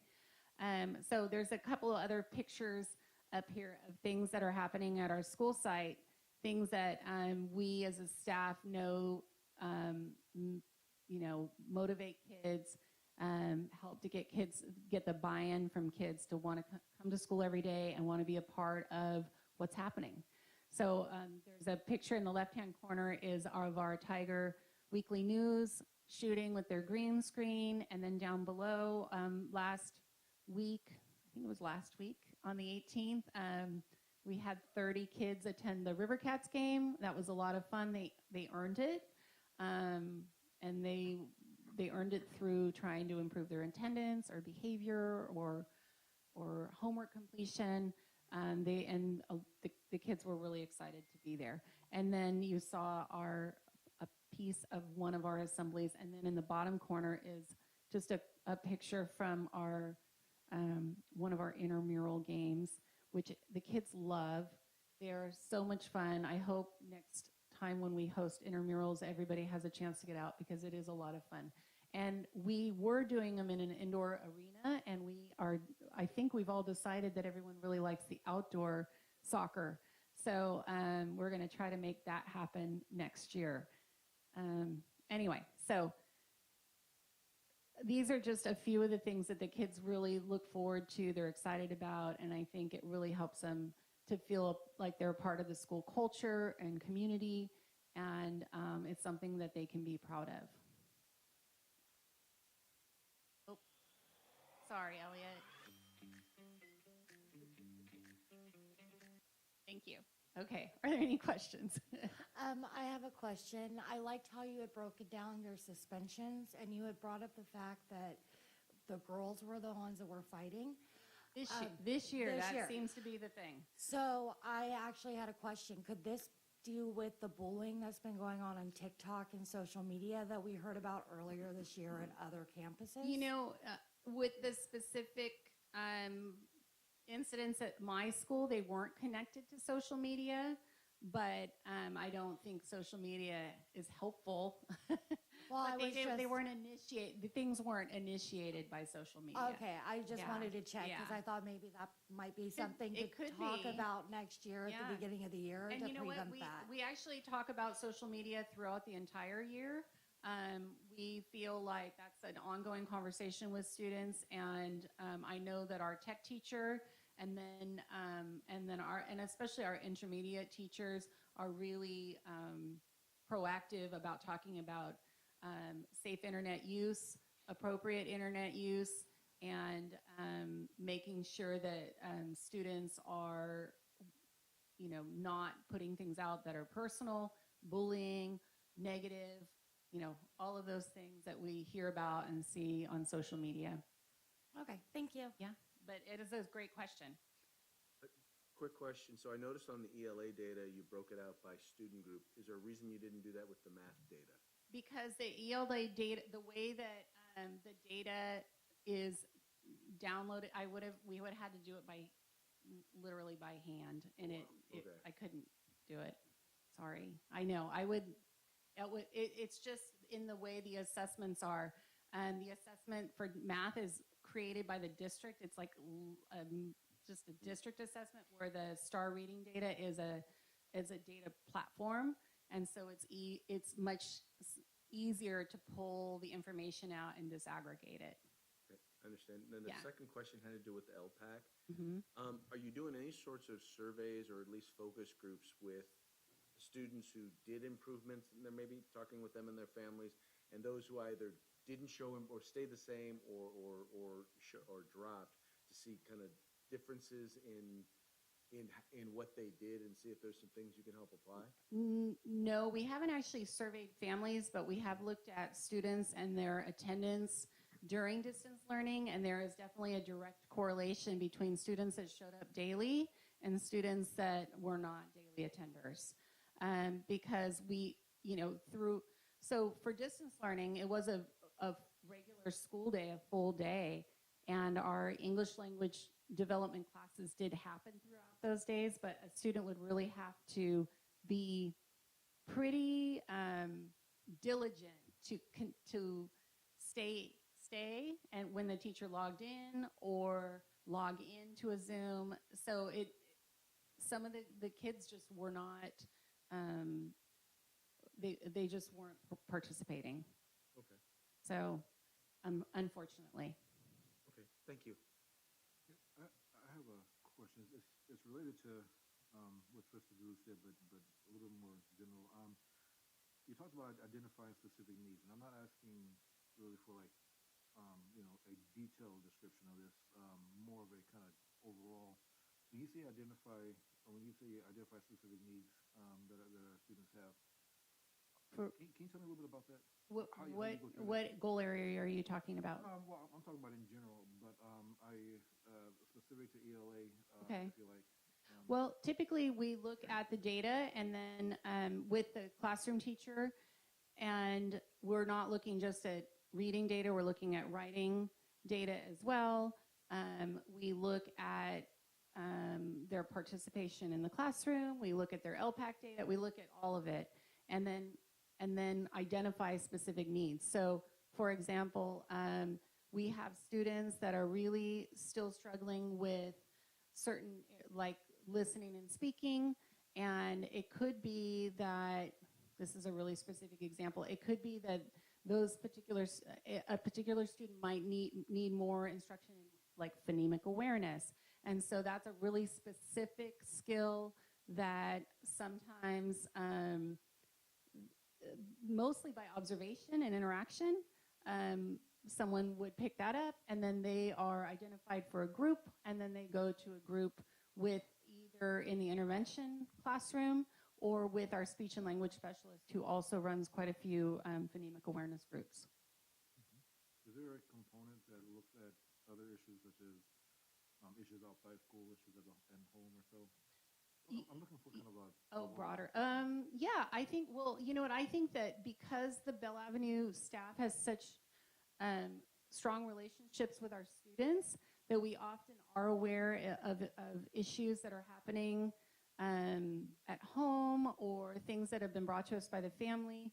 We often will, if it could be that a student's struggling in academics, but it's not necessarily an academic issue. It's maybe something that's happening in their personal life, and so the social worker's involved. But we do talk about the students individually in grade level teams, and then we also meet bi-monthly in our MTSS groups, and we talk about specific students, and that's an academic and behavior discussion where we talk about what we know. Sometimes we involve parents in those conversations if that's appropriate, and then try and decide on an action plan. Thank you. And a couple more questions. Well, one question, one comment. You talked about the river cats. You said you targeted the students who were trying to improve attendance and behavior. It wasn't necessarily attendance and behavior. There were goals. The kids that had some specific goals, things that they needed to improve in. So some of the kids that went, it was attendance, and some of it was homework completion or work completion. It could have been behavior.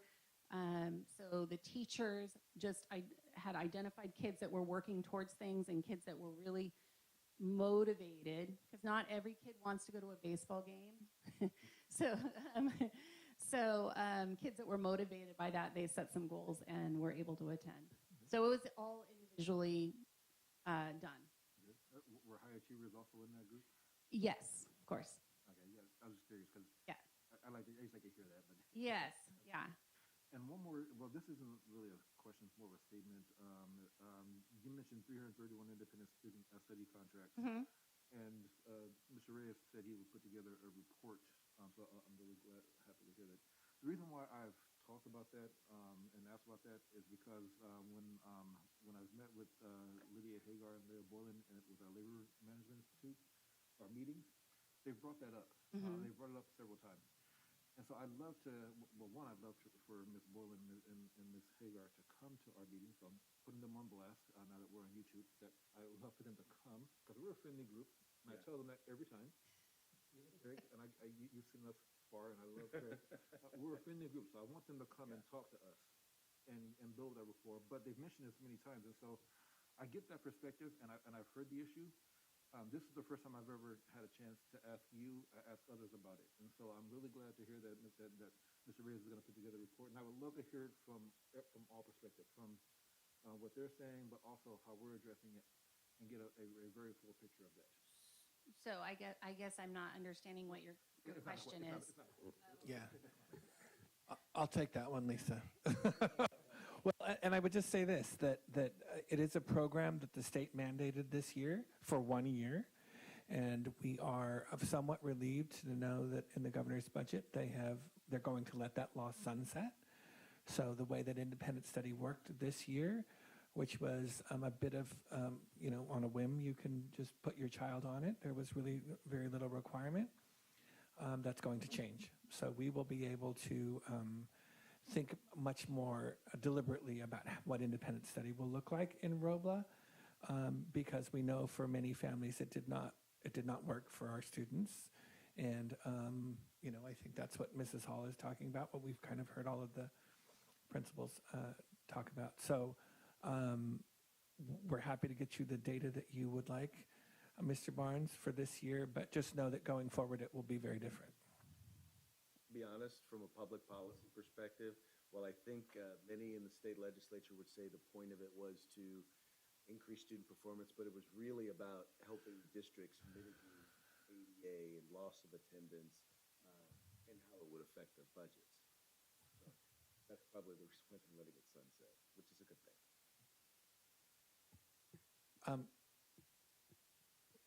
Any more questions for Mrs. Hall? Okay, Lisa, you can sit down. Thank you so much. Or you can leave. Yes, you can go back to your open house. I have one question. And quick comment, you were talking about the River Cats and everybody's interested in baseball. How about the Sacramento Republic? They're pretty open to it. You don't have to answer. I'm just that. Soccer, like it's a, I know there's a lot of Family students in your school that are really interested in soccer. Oh yeah. players at my school, but I am a huge advocate. I know you are. Yeah, I know your children are. My children play. They're playing right now. Yes, we have had connections with Sacramento River Cat or the Republic. They've come out to our school, but we haven't taken them to a game. And I think partially because they're night events. Yeah, that's true too, yeah. It's not as accessible, but I don't think it's not doable. I'm hoping that we can maybe take a field trip to their facility this summer for summer school. Because I know they'd come see us, but Bell Avenue's not really in the position to have anyone come to our school to play soccer this summer, but maybe we could go and see them. So I'm still working on that. Yeah, and the district is forging a strong relationship with Sac Republic as well. They actually came and did a scrimmage. They called it a PE takeover at Robla School this year. So we are well connected to them.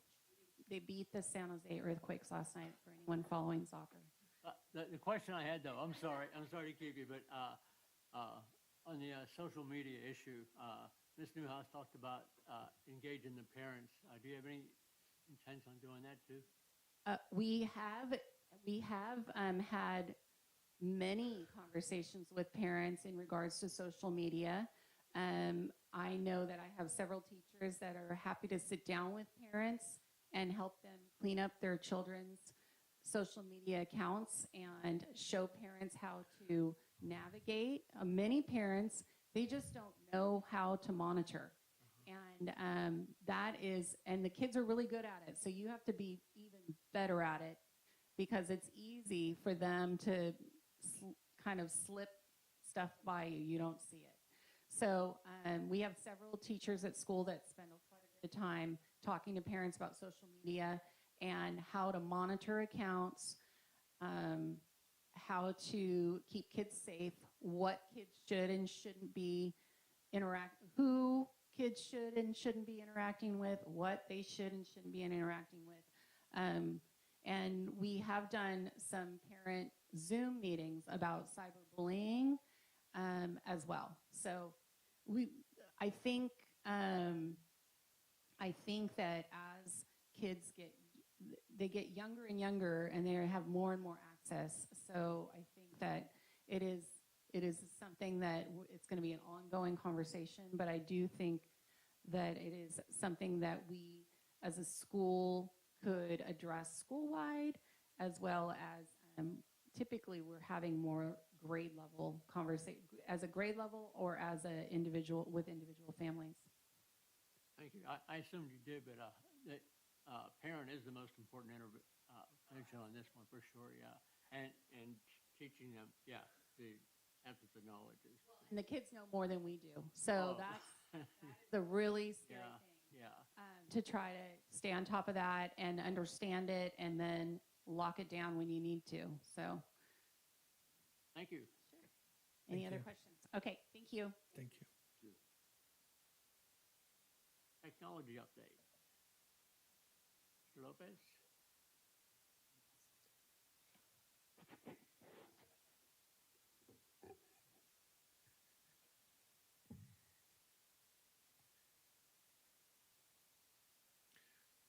Mr. President, I just want to, as Mr. Lopez is coming up, just remind you that we want to do a Lcap presentation, if we could squeeze that in next. Okay, sure. Thank you. I was going to answer that question.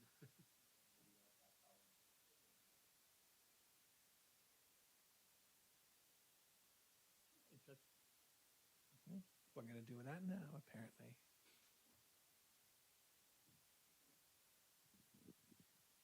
Thank you. And actually, it's really nice to follow the SIPSAs because you'll see is there's a lot of direct alignment between the Lcap and the SIPSAs. So really, I'm not going to go into a lot of detail about the Lcap itself. What I really want to do is highlight some of the things that are different in the Lcap, because a lot of the Lcap is business as usual. We have a 21 through 24 3-year plan. We have a new template for 22-23 because of some of the other funds that were infused into this school year and are going to be infused into next school year, as well as some of the other changes that the state has made, for example, like TK and extended learning. So those are the kinds of things that I'm going to just kind of quickly highlight for you.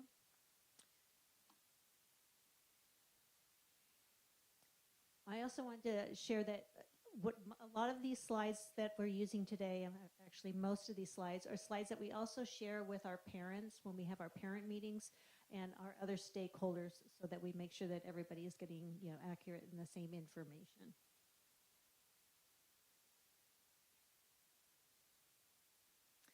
So our local control accountability plan, what's new this year, first of all, as I said, it's a new template. So there's some differences in the way you'll see the information in the template. The attempt was to make it a shorter document, but we're still looking at about 80 pages. So it's 20 pages shorter. The most significant change is you're going to see different types of budget pages at the end. So in regards to the actual actions and our goals in our Lcap, first of all, you'll notice that we have summer camp. We had summer camp last summer, and we're doing summer camps again this year at all 5 school sites, as some of the principals alluded to in their presentations. It's going to run from July 5 to August 5th. The Expanded Learning Opportunities funding that came in to play this school year. All year, Mr. Reyes has been working with our staff, our administrators, with Gerardo, looking at what can we do, how can we put this into play. So essentially, the Extended Learning Opportunities funding is that extending the school day to provide services for extended learning and enrichment, so that campuses essentially are open 9 hours a day to students, as well as at least 30 days in the summertime. So for the Robla School District, we've been working closely with START, an after-school and before-school program that we currently already have a contract with. They're going to expand this program. It will include TK and K, which it has not for the last year or two. They're going to reserve specific spaces for our new TK students. And the estimated funding for this is, as you see here. Universal Transitional Kindergarten. This is part of the new program of the Universal Preschool Expansion that the state of California has put into play. And essentially, this is a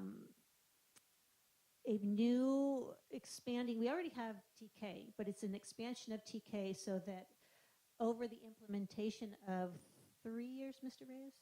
3 years of transitional kindergarten, the age of the students as they go into kindergarten will get to, or TK, will get to the point where the minute they turn 4. So if you turn 4 and school starts the next day, you can start transitional kindergarten. We will, for next school year, have our programs at Bell Avenue and Maine Avenue School. It'll be a full-day program, the same as kindergarten. The class size will be 24 students with 1 teacher and 1 full-time instructional assistant. And I believe we've talked further into this in other presentations. It's coming up a little later tonight. Oh, okay. So I'm not going to get into too much detail. You're going to hear the details coming up.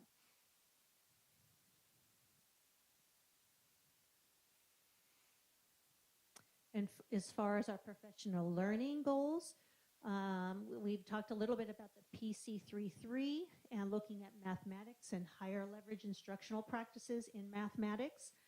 We're going to continue that work, which also talks about looking at some new approaches to our assessments. Mr. Penman is working with a team to create these assessments in this new approach, which we'll put into play next year. So we'll have some professional learning for that. Continuing with the resilience program, that too is evolving into a different type of, or a different format.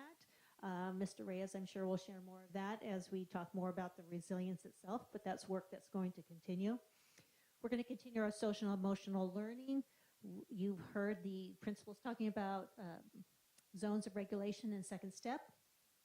That's a big key component of that. A focus on mental health. We have an additional full-time social worker who is housed at Taylor Street School now. No, we will have an additional one for Maine Avenue next year. Excuse me, an additional for Maine Avenue next year. And then Hazel Hart gave their presentation last board meeting, or excuse me, Hazel Health gave their presentation and talked a little bit about their expansion into Hazel Hart, which has to do with social emotional and providing services in that realm. Care Solace is similar in that respect, but Care Solace is through the Sacramento County Office of Ed, and it focuses on providing access for families directly to providers for social emotional concerns, as well as continuing our PBIS. We had some school sites that had a regroup of PBIS level 1, and then everybody got a little refresher as well this year. The construction projects are talked about in the plan in regards to where we are with that, which you are all very aware. As you can see, that 2022 is a key date. And then as far as the Lcf budget, Mr. Castillo is going to come up and talk to you, to share you a little bit more about this, because I don't think I could understand this completely. But one of the things I'd say is the May revise just happened. So putting together the plan has been really a work in progress up to today, just because information has changed as we got to today. Yeah, I was going to say that part is this is based on the May revise, and this is our calculation for the local control funding formula that it goes into the Lcap. So we expect about 20.67 million for the local control funding formula. This is based on the latest information that we know, and it assumes, the key point about it here is the ADA. You assume an average, rolling average of about 3 years or ADA. You probably will hear that a lot. I mean, so we're not getting funded. Yes, not on because the state is giving relief because a lot of the declining enrollment and also the lower ADA due to the COVID-19. So this is just overall, this is our whole different buckets in the local control funding formula, but the total is about $24.67 million. These amounts are break down in the Lcap, in the different goals that we try to accomplish.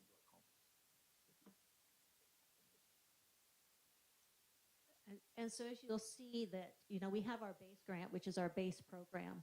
And so in the Lcap, a lot of the actions and services you'll notice are targeted towards our unduplicated pupil count, because of quite a bit of our additional funding is because of who our students are.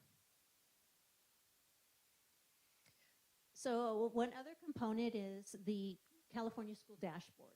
So this is something new that going forward, when we talk about the Lcap, we'll not only talk about the budget, we'll talk about the actual Lcap itself with the annual update from the prior year and are looking at going forward, but also that component about the priorities that are local assessed priorities. So it's now a requirement that when you give your presentation to the board about the Lcap, that you also share this information. This information doesn't actually get updated in the school dashboard until August, September, but it's now going to be this process where I won't come to you with a separate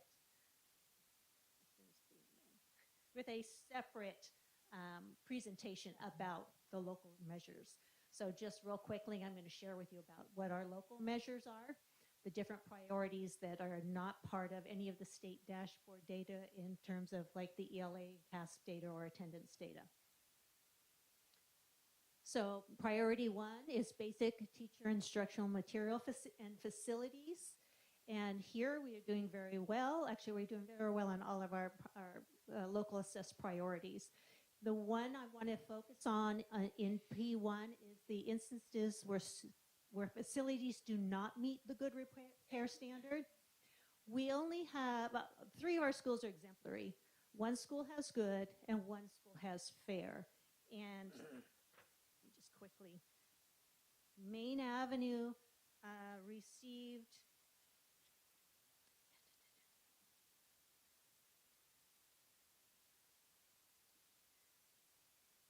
has an overall good rating, but they received a fair because of interior surfaces. So there was something in the review that when they're looking at the interior surfaces, and this would be something that, you know, I don't get the actual fine data on this. What I see is the results that I then report to on our dashboard. And then excuse me, they got a good rating for interior services. And then Robla Elementary, you're aware there's been some issues with some gas leak, mechanics in the HVAC system, the sewer. Those are things that are all being addressed. And when this report was done was several months ago. And so it shows up in the SARC from February. Okay, so if you don't get the fine data, do you get the data, or how do we address it? We do get the findings, yes. So essentially, they do this report earlier in the year, and it just this lag that happens with the cycle of each of these components that all come together for the Lcap. Okay, so at that time we had there was a gas leak happening that was being addressed when the review was happening. I'm sure the gas leak is not still there, but this is how the report came out. Implementation of our academic standards. Some of the things that going forward is we've recently introduced the new science curriculum TWIG. We've been really focusing on our foundational literacy and looking at more work in that area.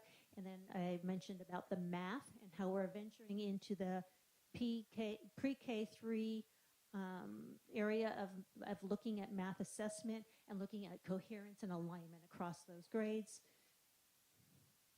Parent and family engagement. The most notable thing here is we have a new tool that we're using for our surveys. So in the past, you've heard me talk about the California Healthy Kids Survey. I will be sharing more details with you on this new Panorama Education platform that we are using, that we've just begun using. We're going to have training for our teachers and our principals on how to look at the data. But most notably is that in some of the areas of the data that we look at, we can look at ourselves at like and compare ourselves to like school with some national norms. So for example, barriers to engagement, how parents fill out the survey in regards to their barriers to engagement. We can see what does it look like for us compared to other all elementary schools nationally with like families. So families with 70% or more of free and reduced price meal. And so that it's more specific data and can also give us more opportunity to really hone down, what strategies can we put in place, what actions can we put in place to bring our data up and to see how we compare to others.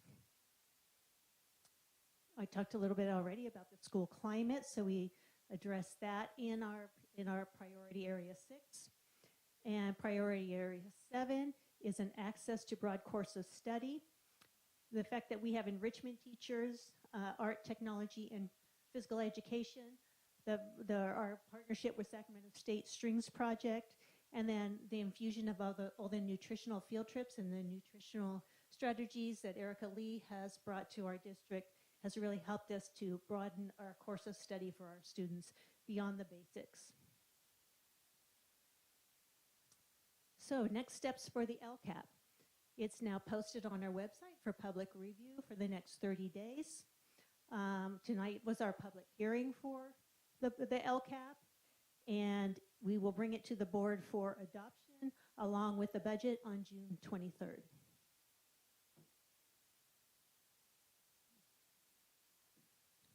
So I did do a very quick overview, but like I said, we give a lot of information as we go along that ends up all coming into that Lcap. And of course, the board has the next month to be looking at the document. Any questions? Thank you. Thank you. Thank you.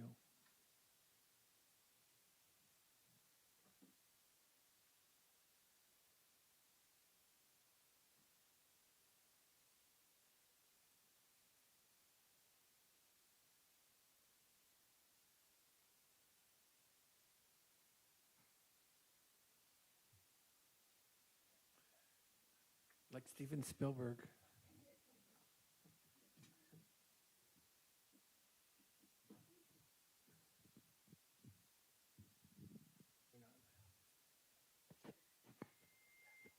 Good evening. Before I start, I just wanted to mention and follow up to the discussion that we had earlier about digital safety. I know there were a lot of questions about that. I just wanted to also mention that our technology enrichment teachers who are at all of our schools also incorporate into the curriculum that they deliver to all of our students some formal instruction surrounding digital citizenship and online safety as well. So just as a reminder, it's actually embedded into the curriculum that our technology enrichment teachers are delivering out there at the school sites. Okay, but today I'm here to provide a technology update, and I will try to get through these 75 slides as quickly as possible. So this is a really amazing time to be in educational technology. For lots of school districts, the pandemic was the first time that they've discovered that technology is intrinsic, not peripheral to the delivery of instruction.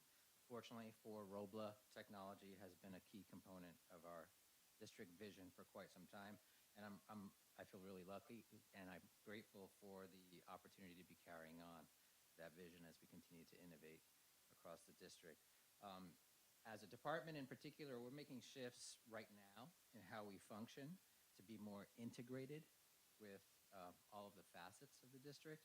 We're moving from doing things for our partners across the district to doing things with them, engaging in planning and strategy and conversations where we can offer suggestions about how technology can improve practices in every department and every area. And we're focusing on providing staff with the know-how to take advantage of the technology, the vast technology that we have here at Robla, to make their work more efficient and effective on their own. We've heard a lot today about how the lines of distinction between technology and other areas of our lives are becoming more and more blurry every single day. And the reality is that technology will continue to expand into, some might consider it invade, other areas of work and life. But in truth, technology does not operate in a silo. It does not exist in a silo. And in accordance with that shift, we want to migrate to a technology partnership mindset and culture in the district, meaning that we don't operate as a distinct functional unit. And we want to describe technology less in terms of what we own versus what the rest of the organization owns, and more about areas of influence, collaboration.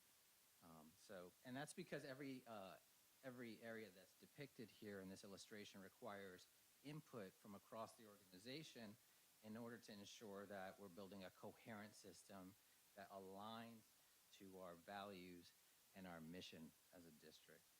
The technology design here at Robla needs to take place collaboratively in order to be able to best meet our needs. So just some facts up on the board here. This is just a small sampling of our technology ecosystem. These areas comprise the thousands of devices and systems and processes and services that make up our organization. That we're a small district, we still have to deliver all of the services that even the largest districts in the country have to provide to support teaching and learning. And remember that this is constantly changing in response to both evolving student and district needs, but also to changes in technology that are happening every day out there. So let's take a look at some representative examples of our technology ecosystem. I wanted to start with the classroom, which seems to make the most sense because that's where teaching and learning takes place.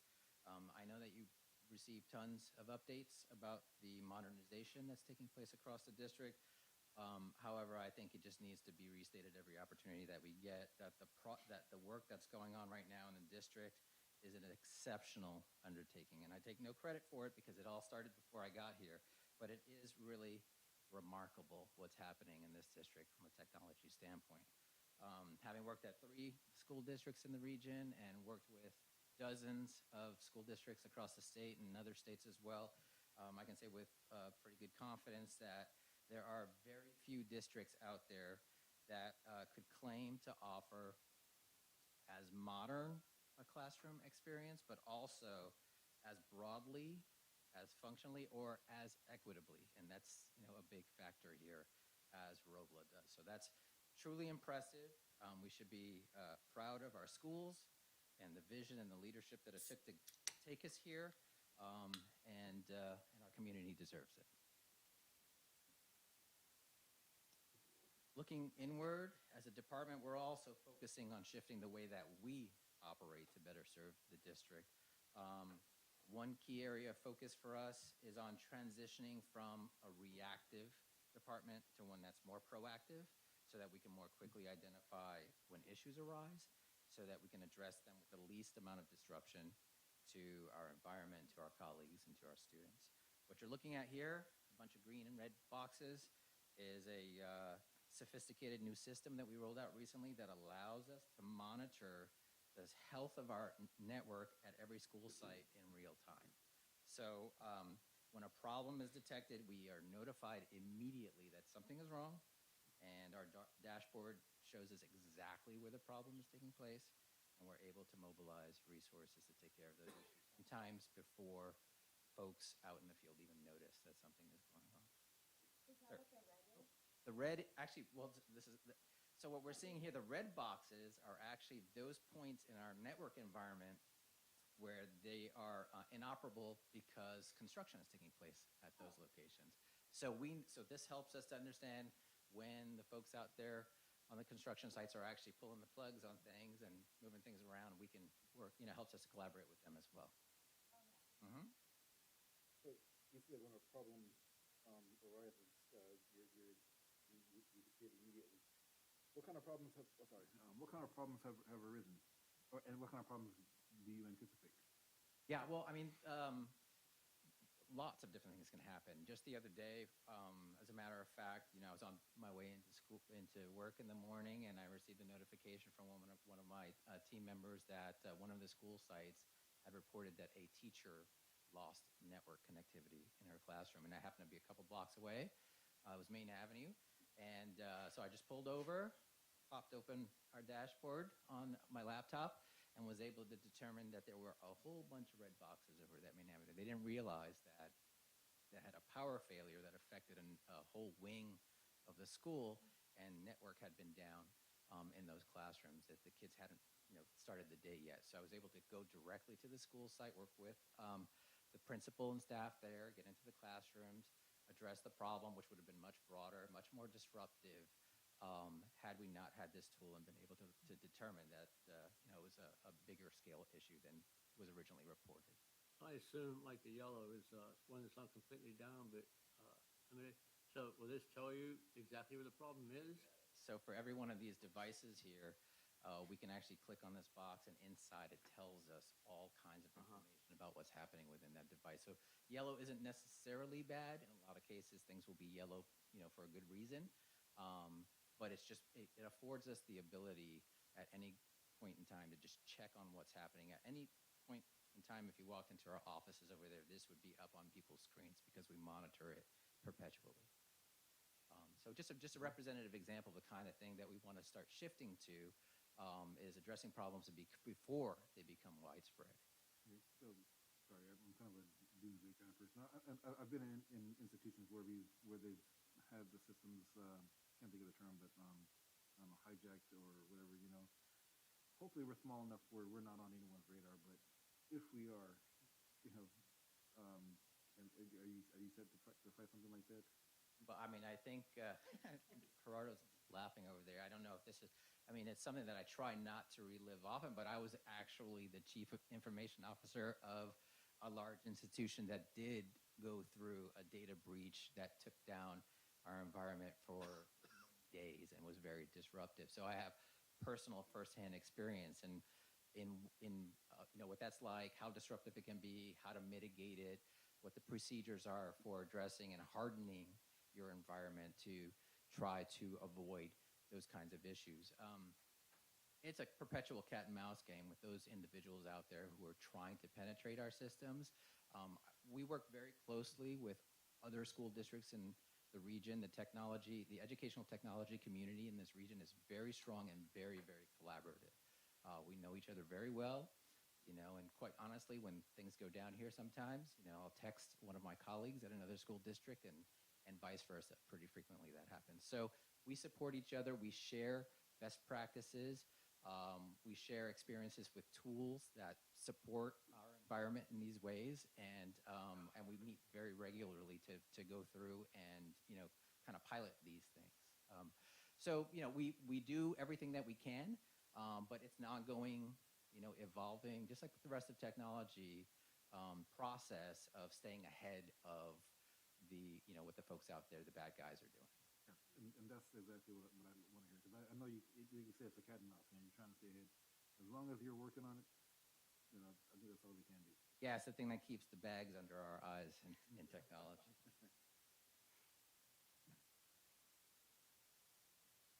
Okay, so another area of change for us in technology is in helping our partners in other departments document and understand their own business practices, and to help them to identify opportunities for improvement that lead to better outcomes and align their processes with the tools and systems that we have in place. So what you're seeing on screen here is called a business process map. Sometimes it's called a swim lane chart. This particular swim lane depicts the process that we use here at the district to generate a phone call to a parent when a student is marked absent at a school. So on the left column, you have listed all of what we call the actors, so any individuals or roles or systems that have some participation in that process. And then in the rows, what you see depicted are the individual steps in these processes, enumerated in sequence. So when we documented this process, we did it because we were going to reinitiate sending out these calls to parents. That process was paused during the pandemic, and before we flipped the switch and started sending phone calls out there, we wanted to take the opportunity to see what our procedures were across the district. And as a result of discussing and documenting this particular process, this is one of many, many that exist in the district, participants in the conversation made tons of suggestions and improvements to the overall process. And we were able to, for example, establish a common district-wide deadline for the submission of attendance data into our student information system, which we now abide by across the district. And also a really great idea that came up was, the suggestion that we send out those notices to parents instead of at 5:55 p.m. at 11 a.m. so that parents might have the opportunity to bring their kids into school on that day and to transform that absence into a target, right, which benefits the students, benefits the district, benefits the schools. So as you can imagine, this is a highly beneficial activity. It's very informative. Make sure that we're all aligned in the processes and practices that we execute every day, supports organizational coherence, and it just promotes the opportunity to change our approaches, to ask ourselves, why do we do the things that we do, right? Why do we do them that way? And to look for opportunities to pursue better options. Okay, and then finally, a note on data stewardship. We've talked a lot today, about data. Our use of data in the district is maturing rapidly and will be, an increasing area of focus for us, especially as we come out of the pandemic. Things return to traditional instruction. We get more input from testing as that resumes and so forth.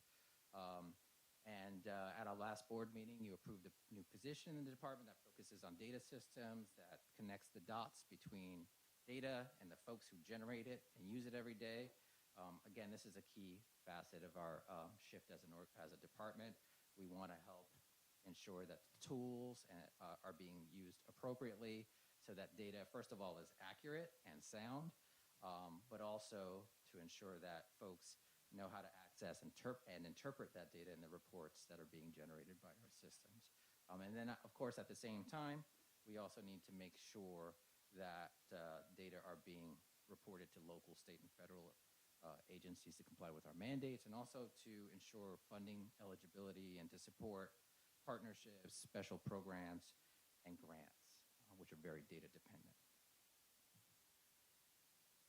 So I'll close with just an abbreviated list of some of the projects that we have going on and a look at what the future holds for us. In addition to classroom modernization, of course, a lot of our infrastructure is becoming outdated and will need to be replaced in the next 24 months, and you'll hear more about that as we get to those initiatives over the course of the next 2 years. We're currently also working on increasing the number of security cameras that are in place across the district to eliminate blind spots, to increase safety, and we're upgrading our systems that are responsible for validating visitors to our school campuses and managing emergency drills. And then also, there's, again, like I said, a ton of technology out there. We want to make sure that that equipment continues to be reliable and current by instituting a formal replacement process, which will help us also to better plan our use of technology funds. Quick. You said updating the system for visitors. Can you talk a little bit about that? Yeah, we use a tool called Raptor across our school sites. They recently reached out to us and let us know that they have a big upgrade available, and it presents for the district an opportunity to circle back with our staff to make sure that everybody's familiar with how to best use those tools, to make sure that everyone is trained appropriately. And then, like I showed you before, for us to document what our processes are to see if there are any opportunities for us to make those processes more sound, more efficient, especially in light of, what's the evolution of what's happening out there in the context. So that concludes we're not 57 slides, the 10 slides today, and I'm happy to entertain any additional questions that you might Any have. other questions? Yes. Just comment first, then question. Number one, I very much appreciate, especially when it comes to talking about the improvement of the infrastructure, I really appreciate that you're coming to us and you're being forward-thinking. We didn't have to ask about it, because that's something in the past it was kind of like that, and luckily Adam did a good job of helping to make sure that we stayed up, and I like the way that you're thinking about that, because we need to make sure our students have access to that technology, and if you don't have the infrastructure, it doesn't really matter if you have technology if the infrastructure doesn't Need a dial support it. tone. The second thing has to do with the website. Now, is that under technology or is that under communications? Is that a different thing? Both. Oh, okay. So the thing is, the Sacramento Observer, the newspaper, is putting together. Doing like an ongoing community calendar. And so what they're doing is they're going into every community entity that has a a calendar of events, and they're subscribing to or importing it into whatever they're using. I think they're mostly doing it through Google Calendars. So one of the things we have to do for our district events is understand that people might be importing it in a way, and they might be communicating where there's going to be a bunch of various different school board events, right? So for example, if they're pulling in our school board meetings, if on our calendar it just says school board meeting, well, they don't know, a person who just sees it on their calendar doesn't know which school district it is. So part of what we should probably start doing as we're putting those together is putting the information as if we were sending a message. Like, this is the Robla Elementary School District, school board meeting. If there's any graphics, making sure those are included, because I see it's kind of done probably much like a post would be done. But that will make it so that when other entities are importing our calendar, they'll have all of the information and will be able to appear wherever it is that they're putting it in a way that puts us, once again, in the best light. So that was just... That's a really good point, and I'll work with Heather, and we'll make sure that we're mindful of the fact that that information transcends the confines of our own website, and might be out of context when that happens. Appreciate that. You said it much better than I could have. Do you have any other questions? No, I'm done. Thank you. Cool. Well, first, I want to say thank you for your assessment on our classroom ratings. That was important for all of us to make sure that we're giving students and staff what they need. So thank you for that. I'm glad to hear that. And with you being such a forward thinker, I'm curious, on a grand scale, everything, an A to F ratings of our systems, or if you want maybe a SWOT analysis or something like that, however you want to put it. But what do you think we are right now overall? So, I think I already said, in regards to what we're making available to our students, it's pretty tough for anybody to really compare with what we have going on here at Robla right now. It's very, very impressive. I say that with all sincerity, having been in the trenches, fought for dollars. I was not able to, with a lot more money in the budget, at a much larger school district, make this kind of change happen as quickly as it has here. It is really phenomenal. And as someone who has, and I'm a very aggressive, sort of, Ruben knows, I'm very aggressive with technology and instruction. I remember being called a heretic when I gave students email accounts at San Juan Unified in 2008. They were gonna do all kinds of bad things. It was terrible.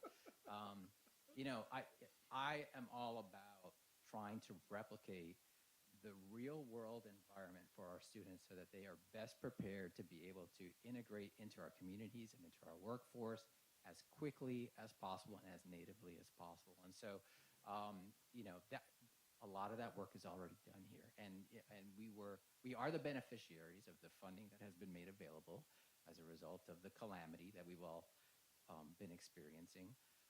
And it's really important that we think about turning that into ongoing perpetual opportunity for us and figuring out how to continue to to differentiate Robla from other school districts and give our students that kind of an experience going forward. So, I would say it's really extraordinary, quite frankly, what it is that we're doing. And it is being done in a very integrated, very student-focused manner. There's not a lot of esoterica out there. There's not a lot of superficial stuff going on out there. I've talked to school districts that are changing the color of the lights in the classroom because certain colors instigate certain moods that might or might not have certain influence on the ability to assimilate math versus science and things like that. We're doing really well-focused, really targeted, directed, effective, and impactful technology implementation and integration here at Robla. So I had a question. How proficient would you say the staff and teachers are at all the new things available? Like, are they 100% ready to use it in curriculum and use it in the best way for the students? That's a great question. It's an ongoing responsibility for us to to bring everyone up to speed as we bring this technology in. Just next week, we have the vendor that is deploying the flat screens and the touch screens in our classrooms coming to Robla to film instructional videos and also to talk to our teachers about how they're using the technology in their classrooms. We're also planning for the latter part of June, we're bringing our student information system vendor in to work with all of our staff, anyone who uses that system, to essentially retrain everyone in the district because a year has passed and we now know, sort of what the gap is in terms of what folks were trained to do at the beginning of the year versus what it is that they needed to do over the course of the year. And so we're circling back now and we're continuing to perpetuate professional development in that area. So it's an ongoing, absolutely core component of what it is that we do, especially because it's changing so frequently. And we understand and respect the fact that it's not everybody's, sort of core area of function or expertise. And so we have to be mindful of the fact that that training needs to take place in order for folks to be able to capitalize on these powerful tools that we're making available out there. I mean, I know this sounds kind of cheesy, but have you maybe thought about making like an online site for Robla where the teachers can go on with links for tutorials about the different software programs and everything that is available, so if they need a refresher, they just have easy access? Absolutely, and that's what we're starting to build now, is that kind of content is exactly what we're starting to create. Every training that's going to happen when Aquatest comes in here at the end of June will be recorded and made available for all staff. Those instructional videos that will be recorded next week will all be made available online for staff. And then ultimately, as we collect this content, we will aggregate it into a platform that folks will find easy to use. Awesome. Thank you. You bet. Thank you, and thank you everybody for the great questions, and I appreciate it. Thank you so much. Just as Mr. Lopez takes his seat, I just want to say that, I think we're getting to the place maybe where we won't call him new anymore. I think we're about to that place. But, he's been he's such a systems thinker, and I think that was really evident in your presentation tonight. And I feel like that way that he thinks very globally about how everything fits together has been such an eye-opening experience, sometimes painful. He and I discussed that because it's a different way of thinking, and the way that we were functioning before, where we just kind of didn't really care how the system worked. We just wanted someone else to get it done for us.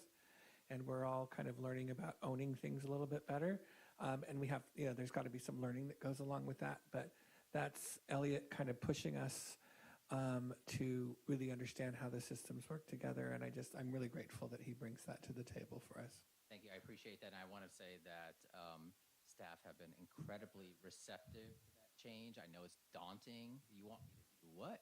Wait a minute. I never used to do that before. It's just really phenomenal to see folks start to own it, embrace it, and also just how empowering it is for folks to not need to be dependent upon others to collect that data or to make those decisions on their own. I had one more thought. You said you were going to be building that database of all the links. It might be really useful if you put a feedback section for each program, so when teachers use it for a project, they can write it and give an example to give other teachers ideas of something they could do to implement like across all the schools instead of just in their local school. Appreciate that. Yeah. Thank you, Elliot. Universal TK, Mr. Reyes. It's me. Since Mrs. Earhart isn't here, right?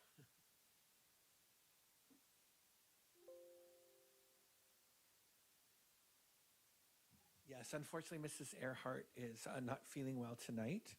And so we drew straws, and I get to do her presentation tonight. So I will not be nearly as detailed as she would have been. But of course, if I leave you with any question, I will do my best to answer your questions tonight. But if we're left with any other questions, we will be sure that we contact her. I want to point out as we begin this presentation that this very lovely, we actually have a TK logo in the Robla School District now. This is just hot off the drawing board of one of our consultants. And it's now tonight at all of our open houses. A beautiful banner with this logo and other information was available at each of the schools, and the schools all were working to sign up TK students. One of the things we're talking about is creating TK shirts as t-shirts for the kids so that they can proudly explain to everybody that they are a TK child.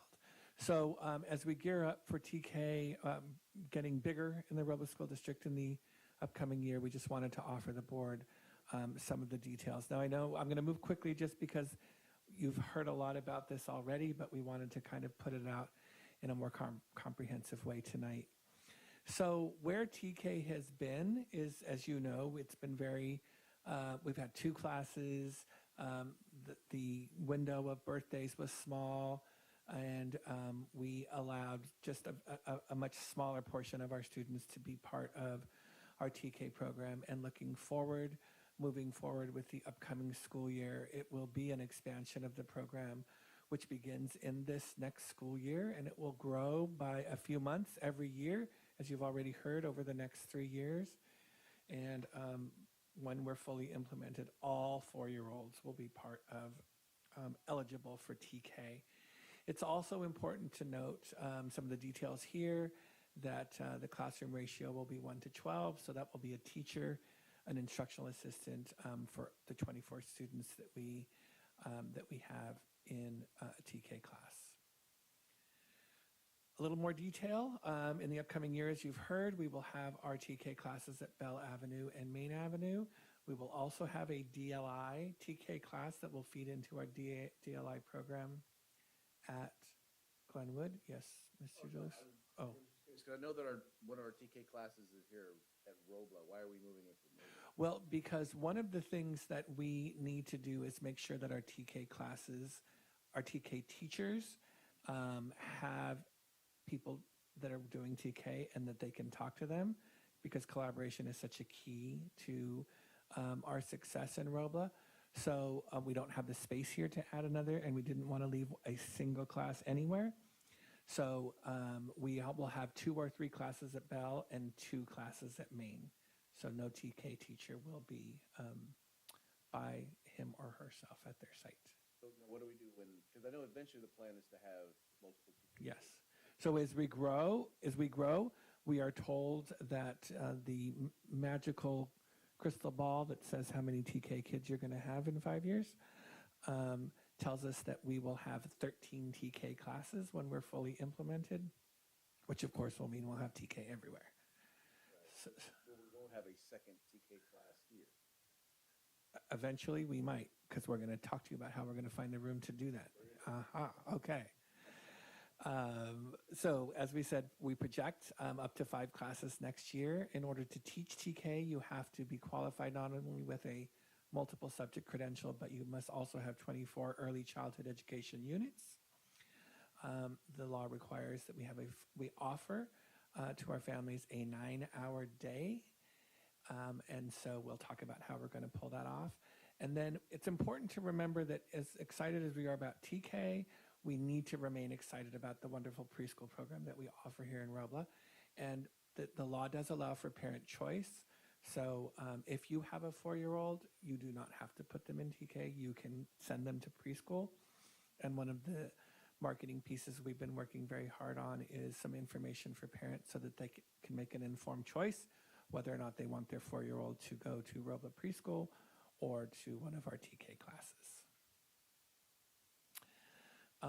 Moving forward, as I said, the expansion of TK will happen over the next few years until the 25-26 years. So for this upcoming year, if you turn 5 by February, then you can go into TK.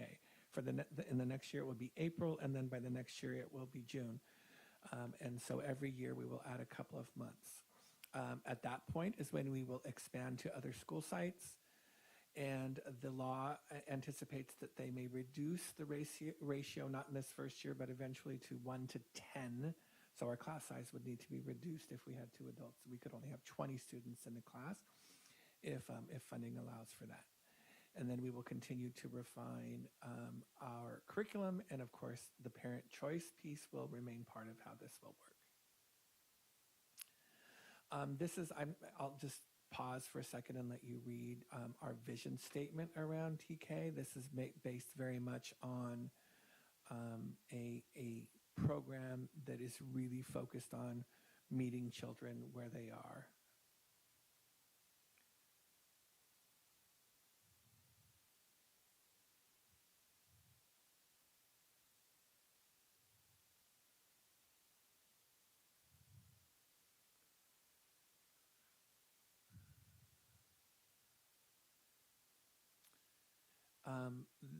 The community engagement around TK will continue. We will make sure that we continue to engage parents of these young learners.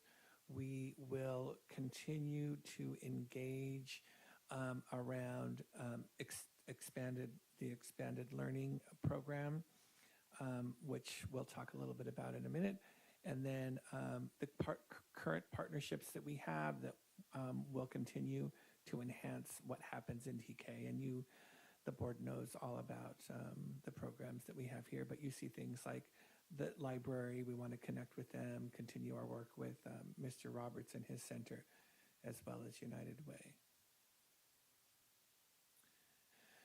We recently did a parent survey, so we actually sent this survey out to all parents in the district, and it asked if you had a 3 or 4-year-old, and if you did, then please tell us what your plan is. And so you can see here that we had about 160 parents reply to the survey. You see what they are saying they're going to do. I can't tell the difference between the two blues. I will enroll my child in TK. Which one is the 35%? Someone who's closer to the screen is going to have to answer that question. Okay. Got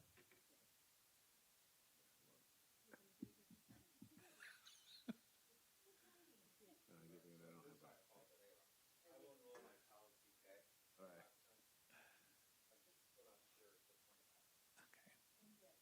Thank you. Okay, got it. Thank you. Okay.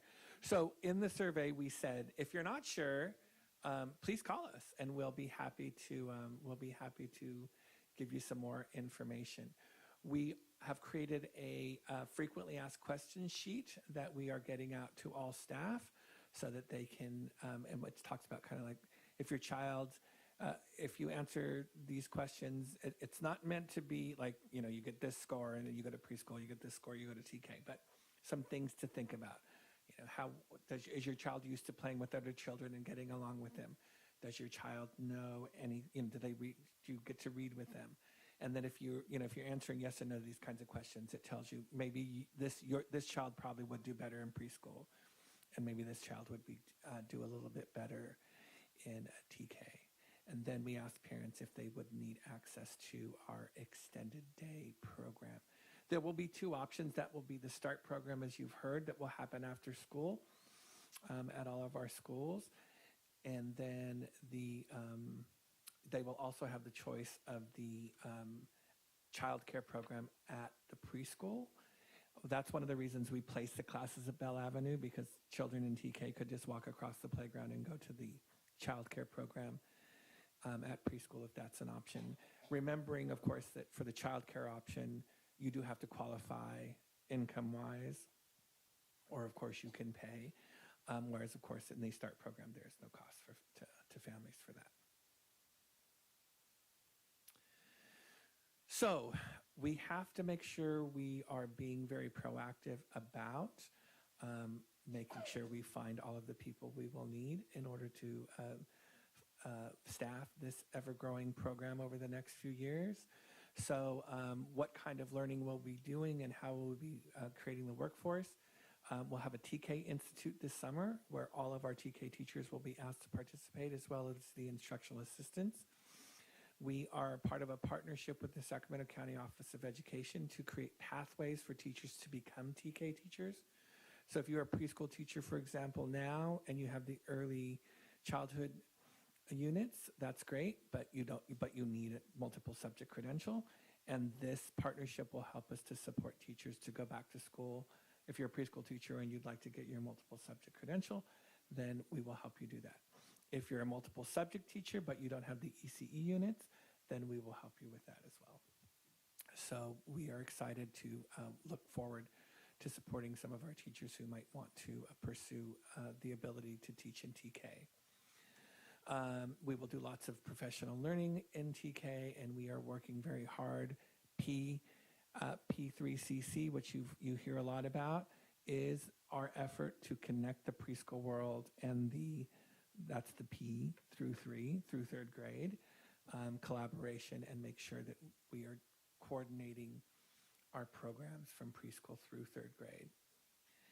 And then the initial professional learning, and that will happen as part of the TK Institute, will focus on all of these methodologies and assessments.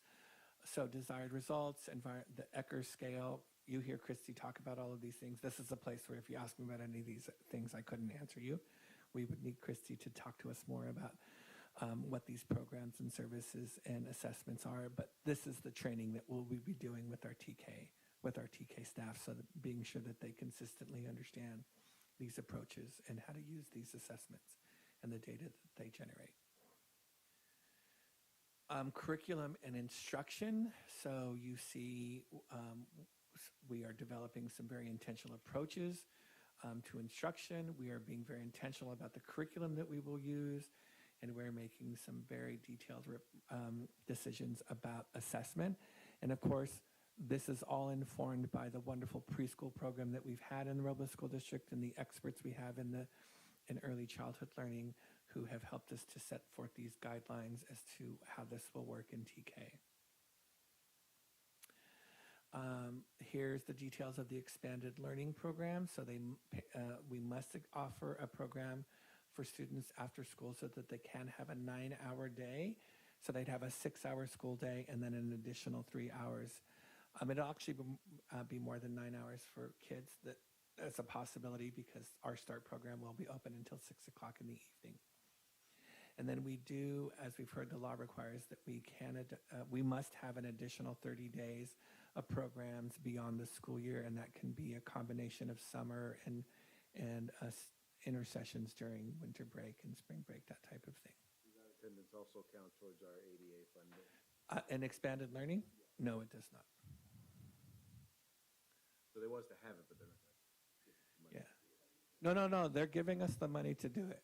Oh, yes. Well, that's what I was thinking. Yes. They are giving us the money, but it's not ADA money. It's expanded learning money that they're giving us.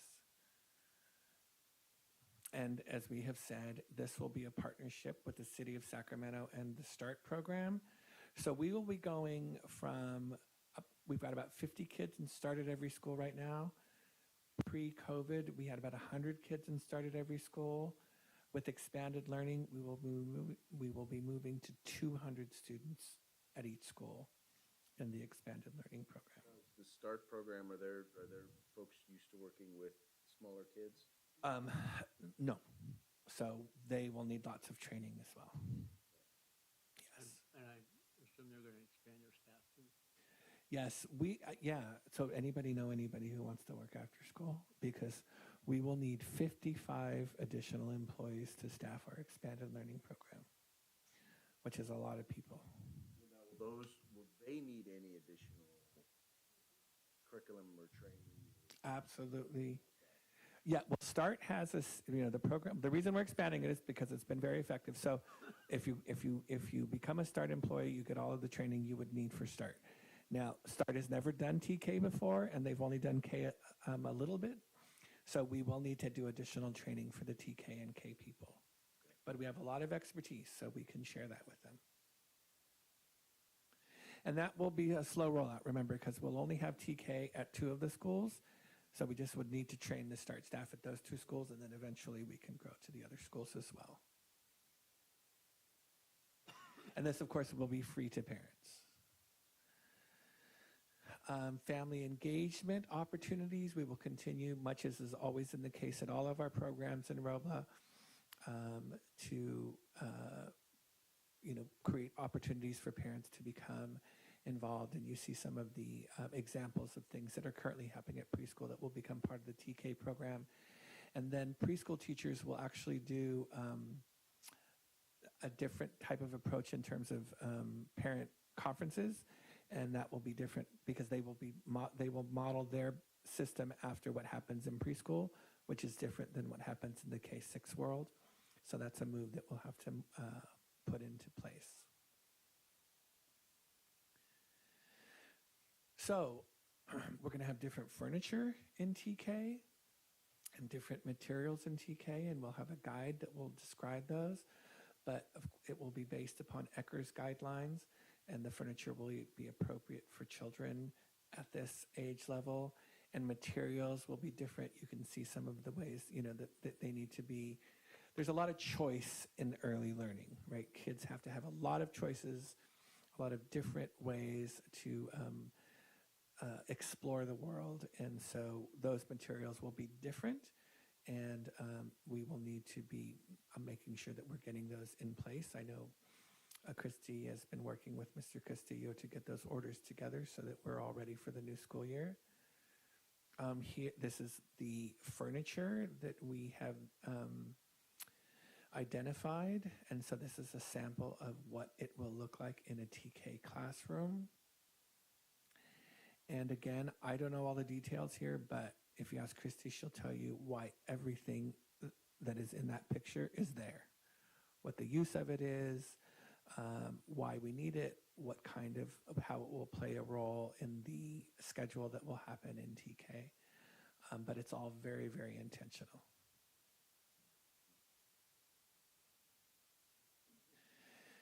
Now facilities, so Mr. DeLuz, we're getting to the point that you asked about earlier. So initially, we will use existing classrooms for TK, but we are applying through the state for PK, TK, and K facilities funding. That funding only allows you to apply for one school at a time, and it must be based upon need, and it must be based, it's also based upon the poverty rate that you have in your district. That allows you to get a certain score so that you are higher in line for the funding. So we have submitted our first application, and that is focused on the Bell Avenue site. So if we were to receive this funding, that would allow us to, based upon the amount of funding they give us, to build additional classrooms at Bell Avenue, which we could use as additional TK classrooms, and we could build them for the specifications for TK.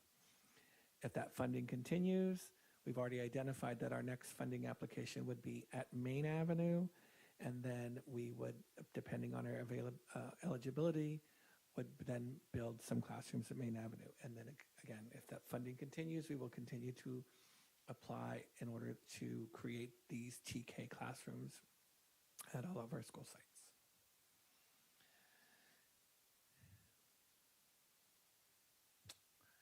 And that is TK.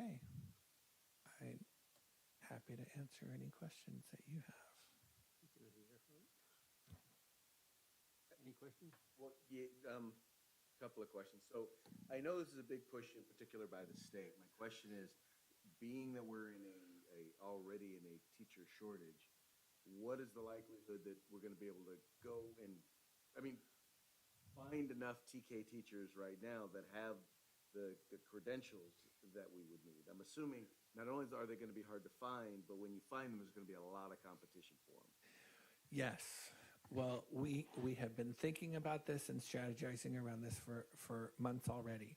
So I am pleased to say to you that we have currently on staff more TK qualified teachers than we actually need in the upcoming school year. In our teacher hiring process, we are especially focused on anybody who would be qualified to teach TK, and we offered a contract this week to another teacher who is qualified to teach TK. And earlier in the process, we had already hired a teacher who, right, is that correct, Nicole? In that initial 5, wasn't somebody also qualified to teach TK? So we're like squirrels. We're hoarding all of those TK teachers in a tree somewhere. So that we, yeah, no, well, yeah, that's probably wasn't the best analogy, but we are trying to be proactive in this staffing process. And we have every intention of really talking to our current teachers about becoming TK teachers. And I had a conversation today with the principal who says that she has a teacher who has a multiple subject credential, has some ECE units, but maybe not as many as she needs, is very interested in TK. And if we were to support her to get a few more ECE units, she would be thrilled to become a TK teacher. So we hope that there are other opportunities like that coming forth. Well, I'm very excited about this, especially now having the ability to not just have funding for students tracked from TK or preschool, but TK through the sixth grade or through the sixth grade, I think is going to do a lot for us to be able to help track the success and the articulation that we're working on doing between early childhood education and elementary education. I think can play a huge role in that. What they've determined, and I don't know, it's not a learning loss, but they've noticed that there's a drop off even for students who go to preschool and then wind up going to when they get to elementary school. And I really think that level of articulation that you're talking about, both not just horizontal but vertically, is going to make a difference in that. And hopefully we'll have the data to show it. Yeah, that's a really great way to think about it, because our preschool has been great. And, of course, we have a lot of great things happening in our K-6 program, but they haven't been very connected. So we see, this is an analogy that's probably a good one, and that is that we see TK as the bridge between preschool and the K3, K-6 world.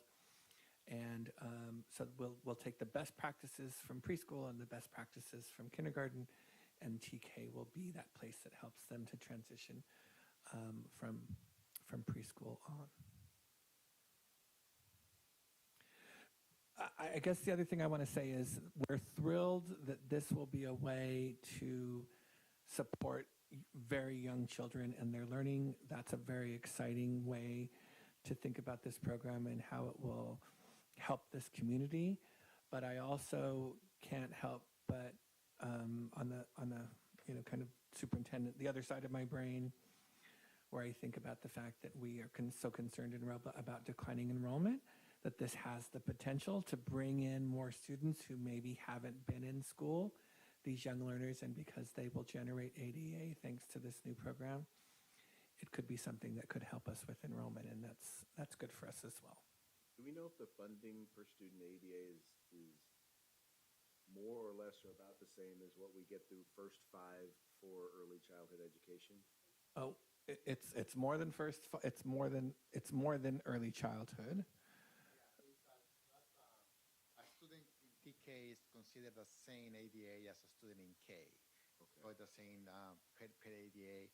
So in grades K to 3, it's a like additional funding for class size reduction. Mm-hmm. So for funding purposes, it is like we will have another additional kindergartner. That's okay. for this TK program. And point about it, helping ADA and the T-shirts, I think is a great idea. I was going to say something like I attend, the TK. We were talking about using it as an enticement. So register your kid by this date and you get a free shirt. There's a method to all of our crazy ideas. And there may not be a lot of data to support it right now, but you can just really see the behavior in the lower grades of the kids that transitioned instead of just going from kindergarten on. Well, I think, back to the point about professional learning, a 4-year-old is very different from a 5-year-old, right? You live with one of them, I know right now, Mr. Duluth. So, and yes, many of our teachers and many of our administrators may not be accustomed to hanging out with 4-year-olds. So we do need to really, really think about being ready to do this and helping people understand that, kind of how 4-year-olds view the world is very different from maybe how 5-year-olds. And when we're fully implemented, this is what I keep saying to people, we'll have 4-year-olds who were 3 last week. That's a young child, and that's going to be something that's going to be a big adjustment for some of us. Thank you. Brings us to our action items. A, approve Sacramento Consortium Teacher Induction MOU for 2022-2023. So moved. Second. Moved and seconded. This is a standard contract we have every year with SCOE. This is a program that Mr. Penman oversees to support our teachers who have a preliminary credential so that they clear their credential to move forward. So we definitely benefit greatly from this service, and really, it's a really important ingredient for helping our new teachers. Thank you. Any comments, questions? All in favor signify by saying aye. Aye. Opposed? Abstained? Carries 5-0. Excuse me. Approve the MOU for SCOE and Taylor Elementary School, Taylor Elementary for 2022-2023. Second. Moved and seconded. This MOU and the next item C, which is a MOU for Maine Avenue School, you heard Ms. Newhouse tonight reference this as part of their efforts to improve their programs. And then you heard at our last meeting when Ms. Gerard spoke about how this is an effort at Taylor Street to improve the work that they're doing there. So this is something that is paid for and part of the plans at each of these 2 schools in identified areas where they want specific assistance. Any comments, questions? I was just real happy to see this when I read the agenda that you and I have talked about writing before. To see something happen is great. All in favor signify by saying aye. Aye. Opposed? Abstained? Carries 5-0. Approve SCOE and Maine Avenue MOU 2022-2023. So moved. Moved and seconded. Any further discussion? All in favor signify by saying aye. Aye. Opposed? Abstained? Carries 5-0. D, approve Sunbelt MPA client assignment confirmation. So moved. Second. Moved and seconded. This is the beginning of something that happens this time of year, where we are beginning to bring forth to the board contracts for specific services for students who have a specific need in their IEP and that we cannot necessarily provide in the district.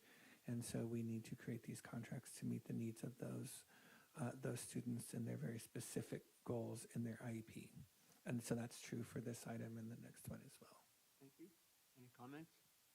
All in favor signify by saying aye. Aye. Opposed? Abstained? Carries 5-0. E, approve contract amendment for NPA. So moved. Second. Moved and seconded. Mr. Ray?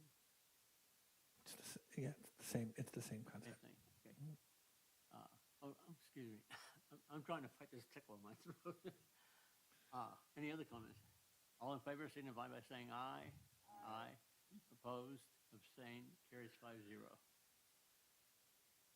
Approve expanded learning opportunities program and plan guide. So moved. Second. Moved and seconded. So in order for us to access the funding that we talked about, in order to expand our program and accommodate the students that we talked about in this partnership with the city, a plan is required. So that plan is there for the board, and it does require board approval in order for us to meet the requirements of that funding from the state. Any further discussion? All in favor signify by saying aye. Aye. Opposed? Abstained? Carries 5-0. G, approval of prime contract change order number 2 to the construction services agreement with Clark Sullivan Construction for adjustments of costs for Glenwood Elementary School, new classroom building, and school modernization. So moved. Second. Moved and seconded. You sat this whole meeting together. Absolutely. This is an extension to prime contract change order from the last board meeting. This is the second one from Glenwood. It includes three primary items. One, for some additional trees along Jesse Avenue. The contract had already gone through the allowance for the landscaping. So this is outside of the contingency that was in the program. And due to, we have 3 fire control systems at that particular site. We have problems now with the 3 communicating. So we have a fix, but in the meantime, we've had to establish a human fire watch. So part of that is the cost of that human fire watch. And there are some additional technology changes that were made to have a greater impact on the curriculum. So that's the primary change orders within this prime contract change order. And all of these items are outside of the contingency fund, so therefore it's an increase in the GMP, which has to have board approval. Thank you. Any further discussion or questions? Oh, no, I would just say, because increasing something's called the guaranteed maximum price. The price isn't, it ain't the maximum price and definitely wasn't guaranteed. But I understand the rationale behind the change orders. I just found it kind of ironic. We're on the same page. I'm just imagining this human fire patrol person you're explaining, somebody with like a little silver bucket just standing there all day making sure that it's not burning, right? I will say, I very much appreciate the detail with that you provided backing up. Is that exactly what it is? But they have to move so that they can make sure they're seeing all the areas of the school. I have this very cartoony image in my head of like Bob the Builder or something right now with what this person does. Any other comments? All in favor signify by saying aye. Aye. Opposed? Abstained? Carries 5-0. Board member requests for future agenda items or reports. Nothing at this time. Ms. Cordona? Mr. DeLuz? Barnes? Nothing at this time. And I have nothing either. With that, we're adjourned. Thank you, everybody. By the way, in case, did anybody record the Warrior game?